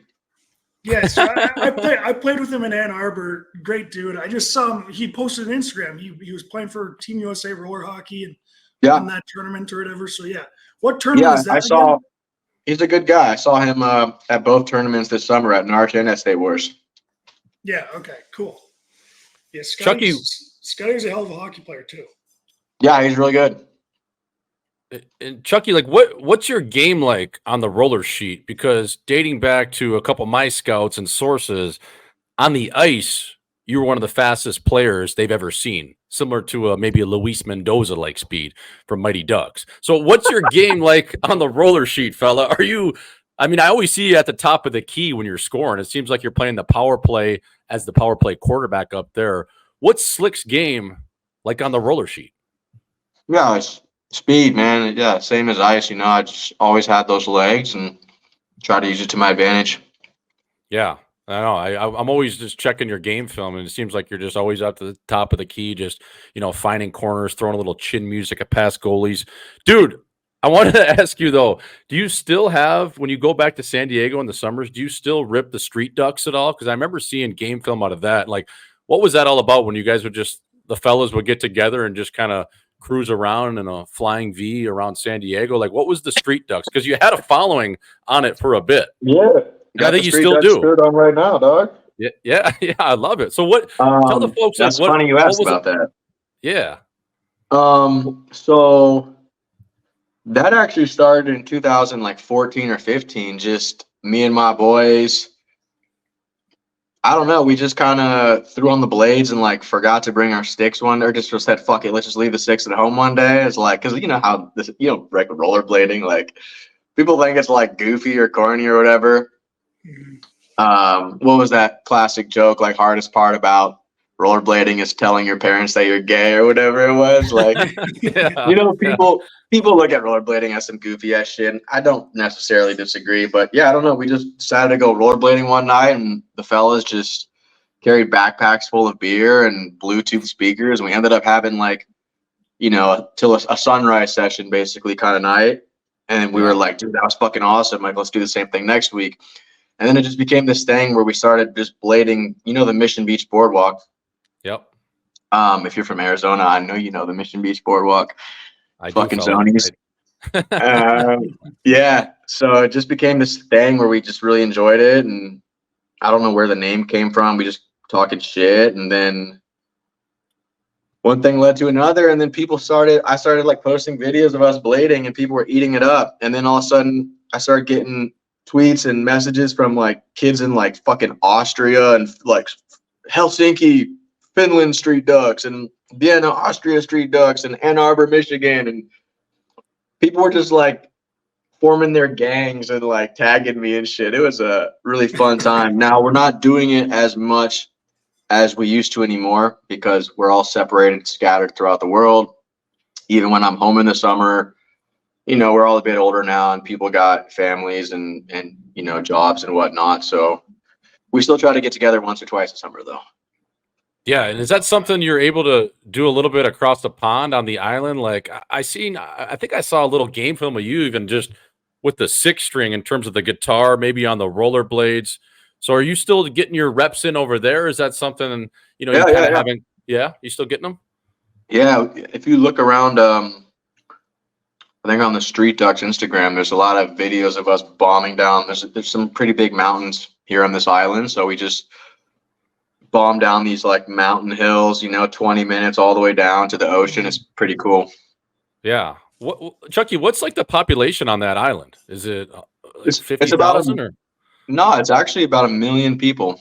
Oh shit. Wow. Yeah. The Canary Islands, it's like 7 islands total, kind of similar to Hawaii, but yeah, there's like 4 or 5 million people here in the Canaries, and my island, is like 900,000, I believe. Yeah. Wow. Okay. So if you're stepping out for one in terms of the night. Oh yeah, yeah. Pretty I'm living in the big city on the island, so like I'm not living in like under a fucking coconut tree in a little village. Like I'm living in a city with like 500,000 people. Yeah, it's like tapas at 11 p.m. Let's have a spliff, and then we're going out after. You know what I mean? And I might be up till 7 in the morning. Yeah, I do know, baby. But Chucky, I wanted to. What's that? Nah, eating's cheating. Or what? Yeah, save the food. Eating's cheating. I'm on the piss right now. You know what I mean? Let's just go. Let's work on our game. Let's get on the dance floor. I'm gonna get these twinkle toes going. All good. Dude, come out. When are you coming out? Where do I fly into? You got to go into Madrid, and then you got to go. Yeah, you fly into Madrid or Barcelona, and then just get a connecting flight from there. It's just 2.5, 3 hours. That's not bad at all. And then can you go into Africa? Because I saw you riding a rhino a little bit too, and it wasn't the spearmint rhino either, Chucky, in Vegas, as we know as a local cabaret. That was a real rhino. What the fuck were you doing on that thing? Those things are dangerous.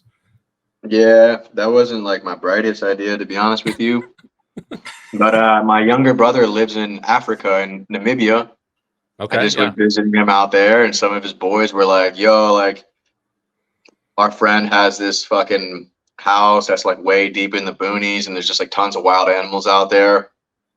And one day the rhinos came like right up to the crib, and he was like, "Yo, like, fucking jump on it." And I was like, "I'm not trying to do that." I was like, "I'm not trying to do that." And he was just like, "Dude, we do it all the time. Like, this rhino like comes to the house, and like he's like familiar with humans, and he's like just lets people jump on top of him." But I was still kind of scared, to be honest. Yeah, it looked nuts. It was like a mechanical bull, but an actual rhino. It looked like you were hopping on. He like fucking turned, and I thought he was about to pick me off, but it's cool. I'm happy to be here. Yeah, I'm still here, baby. I'm still here. Yeah, good to have you. What is the culture like over there? Like how different is it from the States? Well, I mean, fuck. cultures. I mean, obviously, like the classic stereotypes are pretty true. Like people here are pretty laid back and they don't really put a lot of focus on work and a career as much. I mean, you got people out here that are pushing 50 years old and they're surf instructors and bartenders and they're just happy cruising by. A lot of people out here like inherit houses, you know, from their parents and grandparents, and so people don't pay rent as much. People sleep every day, siesta, you know, from 2 o'clock to like 4 o'clock. Yeah. Stay up really late. You know, dinner is like 10 o'clock here, and if you go to the bar at like, or if you go to the club at like 1 or 2 in the morning, it's empty, but you get there at 3 and it's packed. So there's some differences like that, and then obviously you can get into like, you know, just differences like healthcare and education and all the political bullshit is quite different as well. But overall, it's pretty good. I like it. Do you adapt that lifestyle then, or do you kind of try to stay with the American lifestyle? Dude, I love this lifestyle, man. It's super, super chilled out, laid back. It is similar to Southern California, like weather-wise. So that's why I also enjoy it here in the islands. Mainland, Barcelona, Madrid, they have winter. You know, it does get cold there. So I do love the island lifestyle and just how laid back the people are. It can be frustrating though. Like if your fucking like washer or dryer breaks, it could take months to fix it. Yeah. Just because everyone's just so chill. Dude, this dude was like, yeah, I'll be there on Tuesday. I'm like, all right, what time? He's like, yeah, on Tuesday. And I was like, all right. And then the fool fucking texted me on Tuesday and he's like, hey, I couldn't make it today. I'll try to come tomorrow. I was like, what do you mean you'll try? And then he ended up texting me the next day. He's like, I'll be there Thursday at noon. He pulls up Thursday at like 1:30 unannounced. I'm like, what's up, man? He comes in, looks at my washer, and he's like, yeah, that's broken. And then he just fucking walked out. And I was like, where are you going? He's like, well, now I got to go get the supplies to fix it. And I was like, damn, bro. Yeah, that's going to be another month. Took another 2 weeks. And he finally like, yeah, the supplies are here. I'll come fix it like tomorrow. And then he doesn't come tomorrow. I'm like, dude, where were you? And he's just like some crazy excuse, like, oh, the waves were pumping. Like I had to go out for a surf. Like they're mad chillers here. I really enjoy it, but it can be frustrating sometimes. Yeah. So yeah. How often are you like training then? Because you obviously got to have a lot of free time. Yeah, we train 4 days a week, sometimes 5. So play games on Saturdays and we have Sundays off. Sometimes we'll have like a Monday or Friday off. Have you adopted speaking Spanish at all, or can people pretty much get down with English that way, or can you go both ways a little bit? You can throw both. I'm fluent in Spanish now. Yeah. Been out here for fucking 8 years, so right. Took a couple classes, had a couple, girlfriends who didn't really speak English, so I just kind of had to learn. Yeah, little Rosetta Stone, and then maybe a couple of birds that'll show you the way, and you're all set, Slick. Exactly, buddy. Exactly. Yeah, it takes about three years to kind of know what's going on, and then you figure it out. But yes, sir, I am able to speak Spanish. I love that. Nowadays, out in Europe, most people they're getting better and better at English. Yeah. I think it's like a mandatory thing now, like in all European countries, like in schools and growing up. And just because like social media, the world's gotten so small, like all the internet humor and memes are in English. So like everyone that's like under 30 years old, I'd say like most of them can speak a little bit of English. Yeah, for sure. And Chucky, I wanted to go back to the junior hockey anthem, taking us back to New Mexico. Taking us back to just the all-time track of every junior player that has ever played. So I wanted you to kind of walk me through, dude, how did you get that idea? How did you think about the music video? Just everything with it. Did you have the bars? And then you're like, fellas, come to my garage tonight. I'm going to throw in a half can of chew. I'm going to get on the mic, and I just want you bobbing and weaving kind of around me like it's like, some trap house party. So like, what was that whole thing like? Like, take me through it, baby.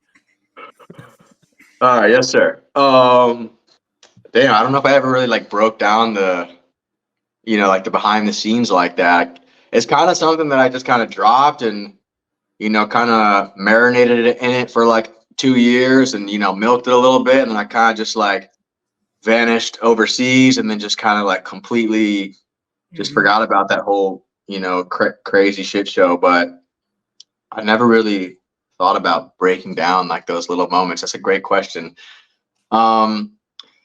So how did it come about? Was I had been making music for about 2 or 3 years at this point, like strictly just fucking rapping over beats. Yep. That came from stepping into ciphers and freestyle battles at high school house parties. I was going to I've moved all over the country, even before juniors. Like my parents were just always changing places. So when I was living in Virginia in the Washington, D.C. area, the school I was going to, the parties I was going to, like, it was very like the people there were down to like spit and like beatbox and rap battle. And I don't know, drinking at a party, I started getting into it and I really liked the art form. I was already listening to hip hop, but fucking who wasn't listening to hip hop at this time in 2000, anytime in the 2005, 2010, like hip hop was dominating. So that's all I was listening to. And then I started kind of getting into it and then started writing songs, started recording songs. I had recorded like 30 or 40 songs at that point, but just like local mixtape bullshit. And then one day I had the idea to make a hockey song because I was just like, all right, well, I play hockey. And like, I was kind of looking around. I had already played 2 years of juniors and I was just like, fuck, this lifestyle is insane. Like people like that don't play hockey would not even believe this random little like niche lifestyle in this like micro community corner of the world. So I thought there was like a lot to be written and said about it. So I kind of had that fire inside of me and I wanted to say something about it. And then, basically the way it went down was, I don't know, I was just going on YouTube, like looking for beats, basically. Like I got to find like a sick fucking beat, but like wasn't thinking like anything different than how I approached any of my other songs. And found this one and I was like, all right, that's the one. Wrote it. Maybe I was on a road trip. We had long road trips in the South Division of the NA, like our closest rival was like 6 hours away. Average roadie was like 15 hours. You know how it goes. It's fucking tough. So like put the headphones on and just write, look around at my surroundings. I see the boys packing lips, playing cards, playing bus tag. There's just so much content, like in real life, so much different things going on in juniors on roadies. And I was like, fuck, this is so great. Like I could have written 20 verses, I only had 3, but so yeah, I just kind of wrote this song and I had my recording set up in my closet at my billet parents' house at New Mexico because I was making music. So just fucking laid it down. And then I just remember thinking like, oh shit, this song's fucking sick. Played it for the boys in the locker room. And all the boys were just telling me like, dude, this is fucking unreal. And then I don't know, like 2 weeks later, I was just like, dude, we got to film this. I'd already put out a couple music videos. I wasn't a stranger to doing a music video, all super homemade bullshit. I never had like professional shit, Yep. So, I guess what happened next was just went to Best Buy and bought a $50 digital camera. And let's see. Because it was because Chucky was before the days of just being able to do it on your phone and smartphones. Like there wasn't an iPhone at the time. So you were telling me before a little bit the show, you guys were like in last place and you went and bought a camera maybe with a little bit of your fine money. Is that how it kind of came about and you pieced together that music video? Yeah, we were like, dead last in the league. We were an expansion team in the NA, how that goes. And the owner of our team was actually like the fucking owner of, or the writer or the producer of Family Guy, actually. So he was like some Hollywood big shot. He had money. He bought this fucking team just so his son could play junior hockey. That's what I heard. And his son was on our team for like a few weeks and then he got dropped. The whole situation in New Mexico, come on, fucking juniors in the desert in New Mexico, it just failed. The 2 seasons I played there was the only 2 seasons that team existed, right? Because they're for the inaugural year and the fucking year they crashed out and never played again, right? So we were from the jump destined to be like a fucking bottom of the basement league kind of team in the league. So it was just kind of one of those situations. By like Christmas time, we were already mathematically out of playoffs. And we were like, all right, fuck it, let's just enjoy it, boys. And we just kind of started caring less and less about hockey. We started throwing parties all the time, junior hockey lifestyle, birds, beers, lips, all that shit. And so at that point, we just weren't really caring. And I guess we just had the idea, like, okay, let's just fucking make this music video. I'm going to throw a fucking party at my house. And we like pooled together some money from the boys and some of the fine money and bought a digital camera for like, I don't know, man, 50, 70 bucks. And it was the shittiest, cheapest one they had. No smartphones, man. This is 2010, 2011, maybe 2011. Yep. And yeah, just was throwing a house party at my billet parents' house. I think they were out of town. And I don't know, a couple hours into the party, I just kind of like went upstairs, grabbed my camera. Everyone was playing beer pong in the garage, and I was like, yo, fucking boys, like, all right, I'm just literally at you, hold the camera, and then I'm just going to fucking wrap this whole thing one time all the way through. You guys just, I don't care what you do, just fucking be cool. Just stand in the background and fucking, just fucking, just feel it, and then just press play on the speaker and just kind of lip sync the whole thing. Happened to have a lip in. I don't remember if I put the lip in for the music video. I probably did. Probably thought it was sick. For sure.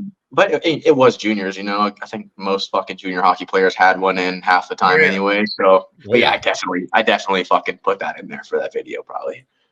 That was so funny too, because that was like a half can you had, just front bunk, as I call it, just right here, just right at 12 o'clock, Chucky. I mean, I think you threw the whole can in there, fella. It looked like you had a puck in there. How big that lipper was. It was all time, and I don't even know how you were rapping with that. So that was just one take.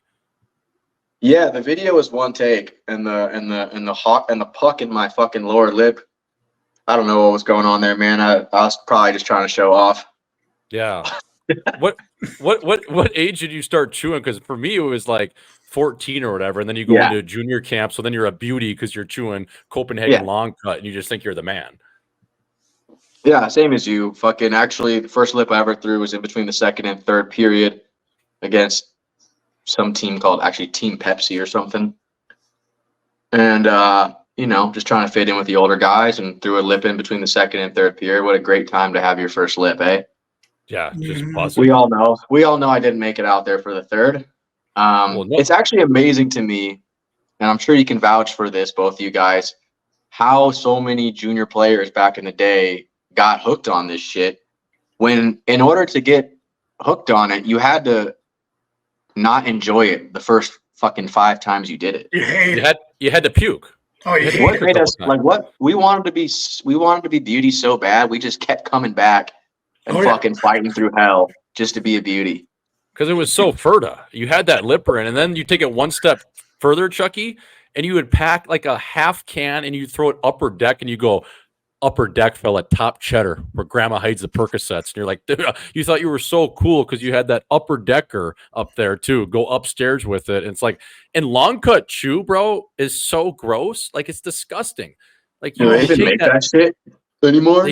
They still do, but I don't think really at least any of the guys strictly for construction sites. Right. I was going to say any guys that still play. Do you guys know if that's like still part of the culture in juniors, like packing lips?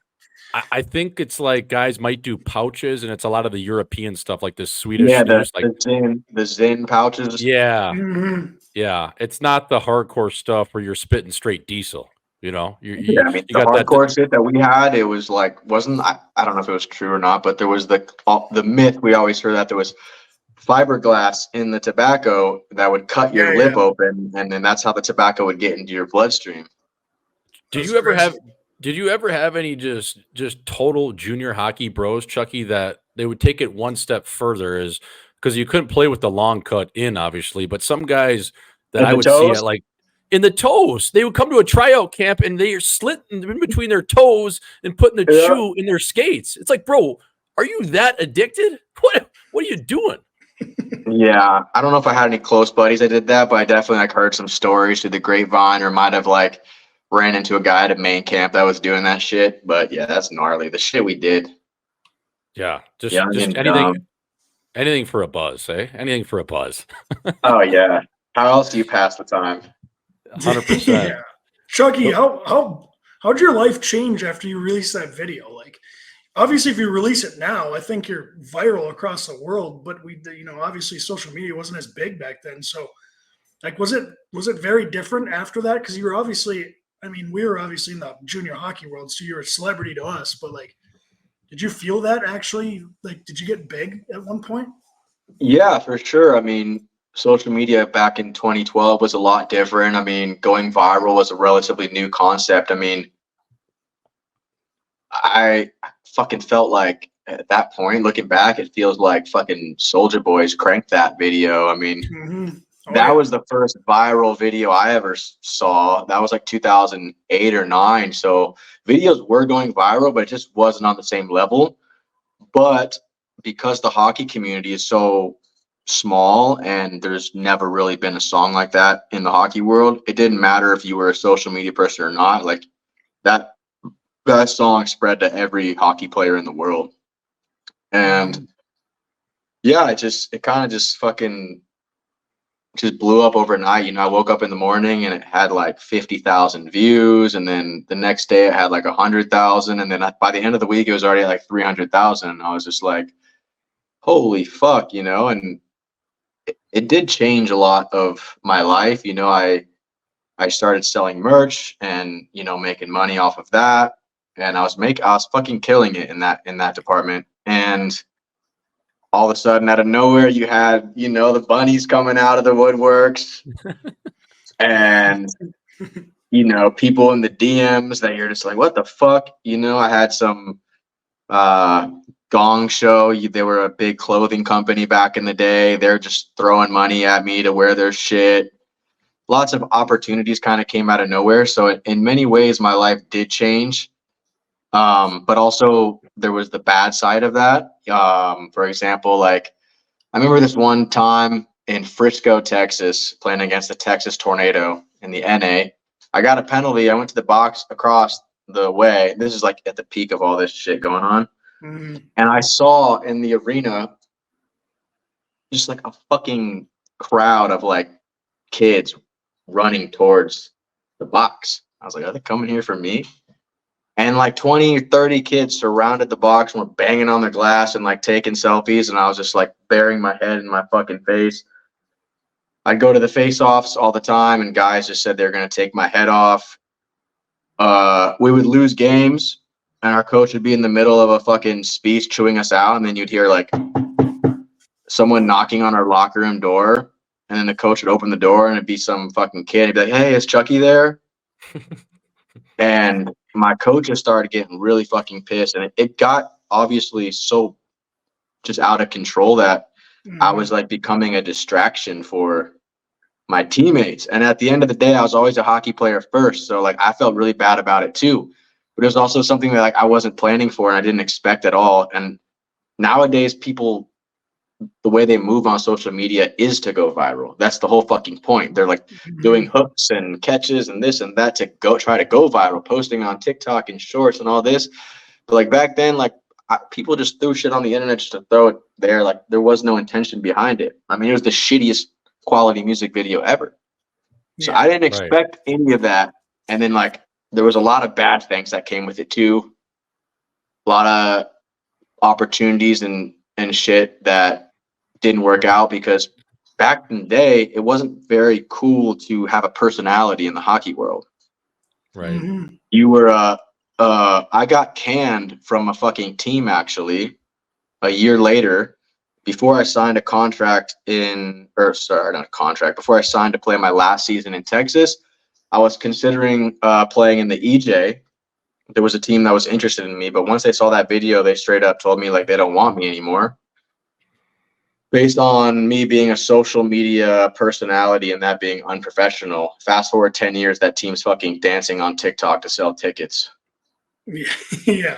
Isn't that crazy too, Slick? Crazy. Like you never made that video to go viral, and you can tell by that in the realness of just the road trip clips, the stuff you guys were doing, the train in the locker room. It was just like, as we say in hockey, one of the most Ferda videos of all time. It was just like you were just trying to drop some heat of what the junior hockey lifestyle looked like and what we do and how we get down in New Mexico with the fellas, because that's what everyone else was doing. You just had the nuts or the creative mind to actually drop that. So I wanted to ask you, it's been what, 13 years maybe since you dropped that heat.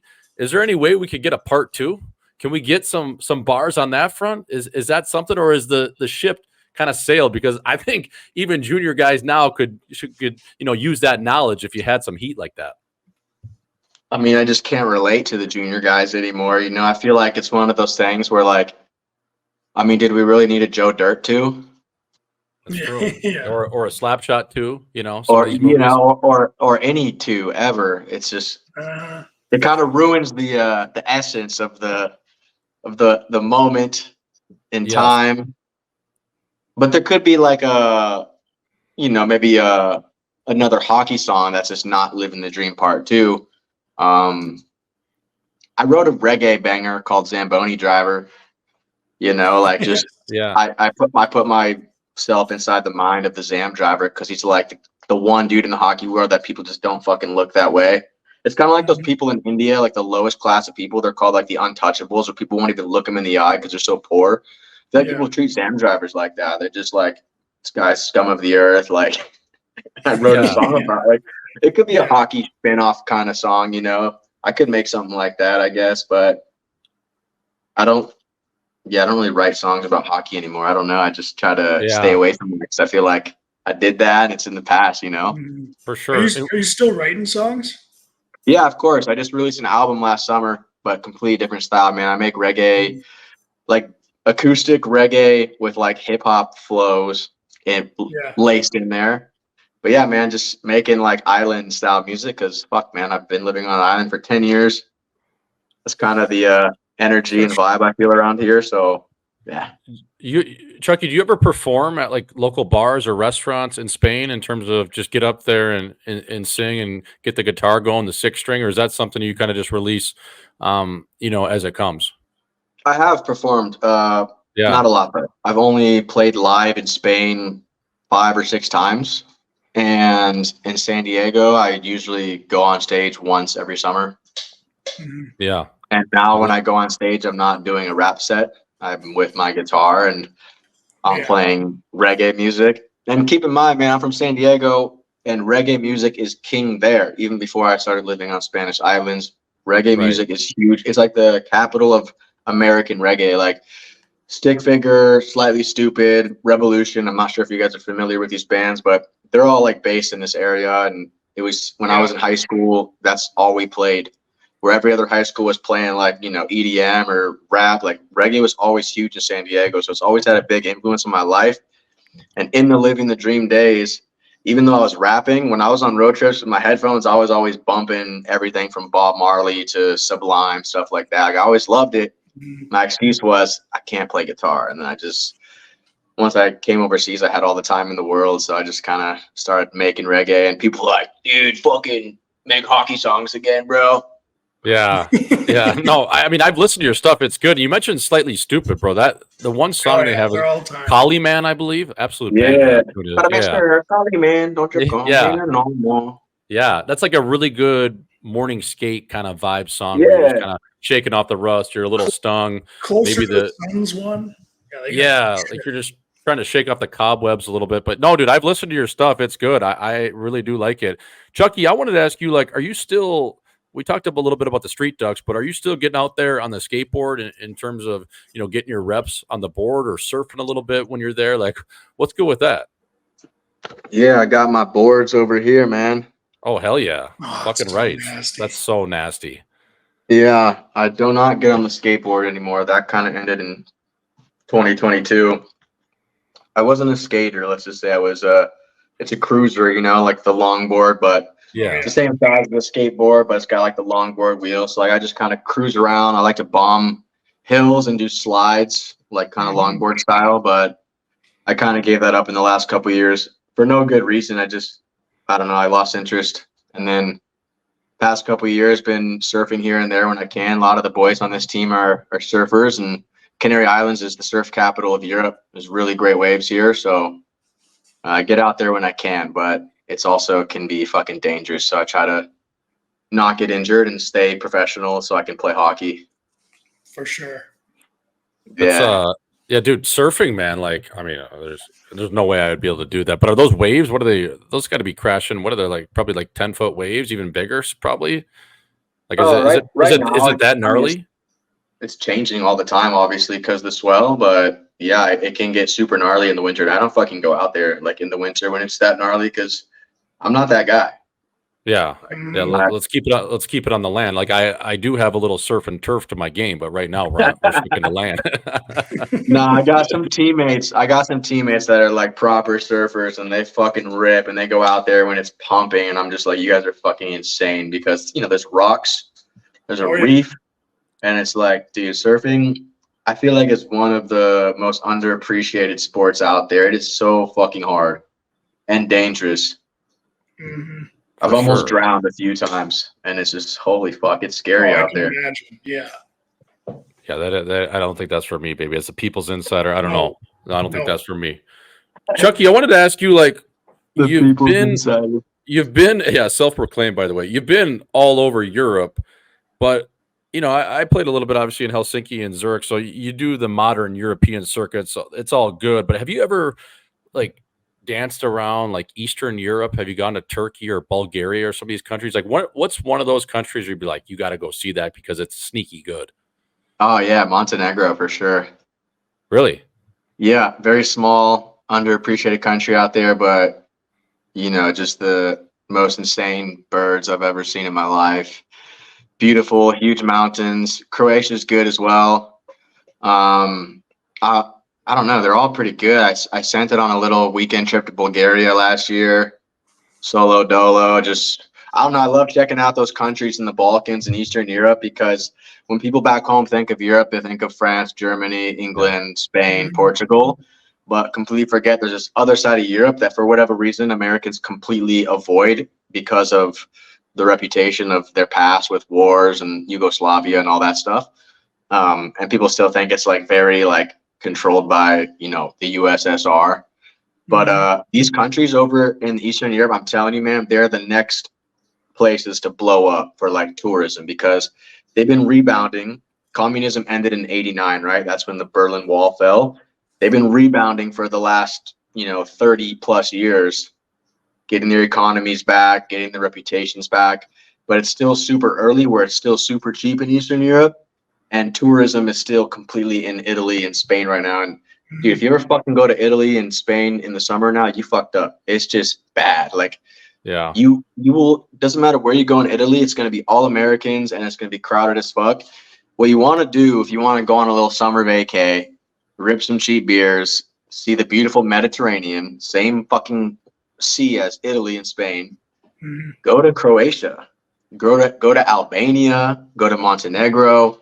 These countries are just as beautiful, and the fucking beers are like $1, and it's amazing. And you were saying, like we were talking before a little bit, the trim is good, and those are the birds, right? So those countries, as an unrestricted guy like myself, Chucky, or even you could go over there and be okay.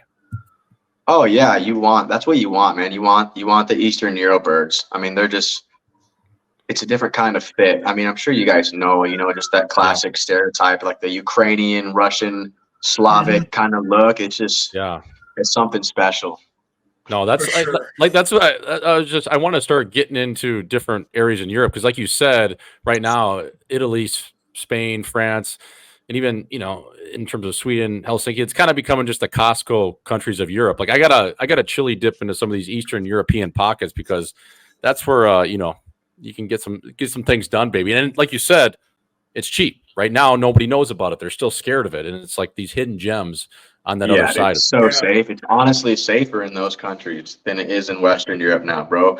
You go walking around Paris, London, Marseille, it's not Milan. These cities are not safe anymore. Eastern Europe is extremely safe. Chucky, did you say you go over there solo too? Like you just go by yourself and make friends as sometimes? Yeah, sometimes. I mean, I try to travel when I have free weekends here in Spain, and a lot of times I don't come back to California for like Christmas or when the season ends here, I'll stay in Europe for the summer. I've done that a few times, and just, use the money I make playing hockey to just kind of check out some cool places that I've never been to. I feel blessed to be in that position, and I don't know, I'm just a curious guy. Like, I'm kind of a nerd about like geography and history, so I don't know. I felt like I wanted to check out Bulgaria. I went there alone, but then also like my brothers came out here. We checked out like Montenegro. We checked out Bosnia, Bulgaria, Croatia. Like, I've done a couple of trips with friends. I've done trips with alone. I've done trips with random birds from Instagram. What do you do? What do you do? What do you Put them on a do? professional tryout. Put them on a tryout, right? 1 week. Yeah, a little PTO. 3 to 7 days. Yeah, a little Dude, PTO.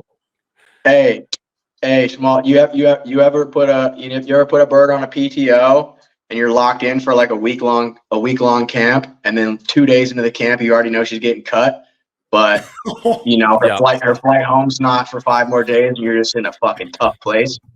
Oh, you already paid for the room and board. You gave her the $17 a day per diem pack, and all of a sudden you're looking at your clock and it's only Tuesday. And I got to wait this thing out till Saturday. So now you're making up all these different appointments you have to do around town. You're maybe going, hey, I got practice. We haven't had a game in 3 months, but I got to go to the rink just to fake it. You're at your buddy's house. She's like, we're in fucking Bulgaria. What rink? Yeah, it's like, why are you going off to just go watch Trailer Park Boys on a park bench in Bulgaria? Like, what are you doing? Like, and she sees you, she goes on a walk, and you're at a little patio pocket having a couple beers. Yeah, I've been there, brother. It's not perfect.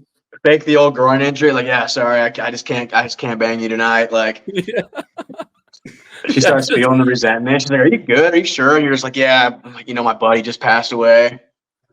Yeah. She pulls up you have your laptop or your iPad there, and you're looking for the nearest rub and tug. You're like, what, you're looking to get tugged right now? What's going on? I thought, you know what I mean? Like, what are we doing? So, Chucky, I've been there, fella. It is what it is. It's not perfect. It's not perfect. Oh my God. Pulling up the fucking Google Maps, she sees the most recent search. Asian I'm massage. not gonna say I've been there, but I know someone who has. Let's just say, right. Yeah. Well, you got 3.6 stars at your local Asian massage. Anyways, that's the risk you run, though, Chucky. But you mentioned solo missions. There's nothing better than a solo mission sometimes, because as a curious fella like yourself, I'm the same way. You go into a different environment, you post up at a bar, you start having one, you're talking to the bartender, all of a sudden, who knows what's going to come out of that, right? Yeah, I mean, solo is really fun sometimes. It's also fun to be with buddies. They both kind of got, there's so many different dynamics with traveling. There's solo, there's buddies, there's family, and there's, going with a girlfriend or, just a PTO bird. But the solo one is definitely special. It's the pure freedom to do whatever the fuck you want, when you want. You could wear the same fucking shirt for 3 days in a row, order some fucking takeout to the room, go out, rip darts with locals. There's no one judging you. I mean, the thing is with traveling with friends, which I do enjoy as well, as I got older, I realized there has to be a fucking limit of how many heads there are. Yes. You cannot do a fucking proper trip with 5 buddies. It's just too much chaos. You got, first of all, the maximum that I figured out is 4, because you can't fit more than 4 people in a taxi. So anytime you guys are trying to go somewhere, if you got 5, you're taking 2 taxis. You can't really find Airbnbs or hotel rooms where there's you could, but it's just too many people. I think the magic number is a group of 3. Yeah. Honestly, if you're with friends, because dude, people are waking up at different times. You're like, all right, let's leave. We're trying to go to this bar, and there's one buddy. It's like, oh, but I'm hungry, and you're like, oh, fuck it. It's just like everyone's on different. That's why I travel solo sometimes, because I just have that free will. Yeah, exactly. You mentioned a 3 or a 4 ball because, like you said, one guy's got to take a shit. This guy, he's too hung. This guy is tired. This guy needs something to eat. It's like, fella, I'm ready to rip. You know what I mean? I got my dancing shoes on. I'm ready to go. I ain't waiting on you. So, I hear you, man. And it takes a special type of chin, as I would say, to go solo. Like, not every dude can do that. You got to have some jam. And, some guys might get, lost in the shuffle. They're scared or they're nervous. But a guy like you, man, it ain't no problem. It ain't no thing. Chucky, I think we got to do a hockey night in Scottsdale over where you're at, man. Like, how long does that season run? I might try to get across the pond and do some, content or whatever, because it sounds dope. What's Hockey Night in Scottsdale? That's a show I do with my buddy, the Heat Daddy. So that's in Scottsdale here, just like the Twitter personality. So we do like live shows and altcasts and different things like that. But that would be hilarious, man. Like you guys coming out here? Yeah, I mean, eventually, I think we got to get the content. One day we will. I mean, dude, yeah, you guys are welcome to come out here, man. There's this French content creator that came out here like 2 years ago. Yeah, if you want to see what it would be like, he kind of just captured the whole island and the interviews with us. It's on YouTube, just if you just type in like FMT Gran Canaria or something. Gran Canaria is the name of the island I live on. He did something like that. So yeah, it's been done before, and we take good care of. I got a 2-bedroom place here right at the beach, but I live alone. So if you need a place to crash, you're welcome to stay here. Yeah, you got an also, 8-foot I'm beer. in fucking San Diego, so it's not far from you. If I'm home in the summer or for holidays, you're always welcome to cruise out to San Diego because I ain't going out that way. Yeah, you ain't. Yeah, you don't go east. You don't go No inland, offense, dude. No offense, but that's you guys come to San Diego. We don't go east. That's you true. only go east if you have an out of town bird on a PTO that wants to see the Grand Canyon. Yeah. Let me show you all 50 states here, baby. You know what I mean? Yeah. Let's get that done. But Auzzo, you got anything else for Slick? This has been all time. We'll let you go though, fella. Yeah, thanks for making the time, Chucky, and good luck this season, brother. Yeah, thanks guys. Thanks for having me. How long you been doing this podcast for? We're on year 2 now of Live in 5, so it's been fun, man. It's just good to get like OGs like yourself on and just talk shit, and it's like we're sitting at a card table or at strip club. Yeah. Shooting I'm not very used to getting on podcasts and just shooting the shit. I mean, I've been asked by a lot of random people over the years, and I usually am just like, I don't know, Yeah. Oh yeah. For sure. But you're fucking the content, because I follow you, and I, every time you post clips, it's hilarious.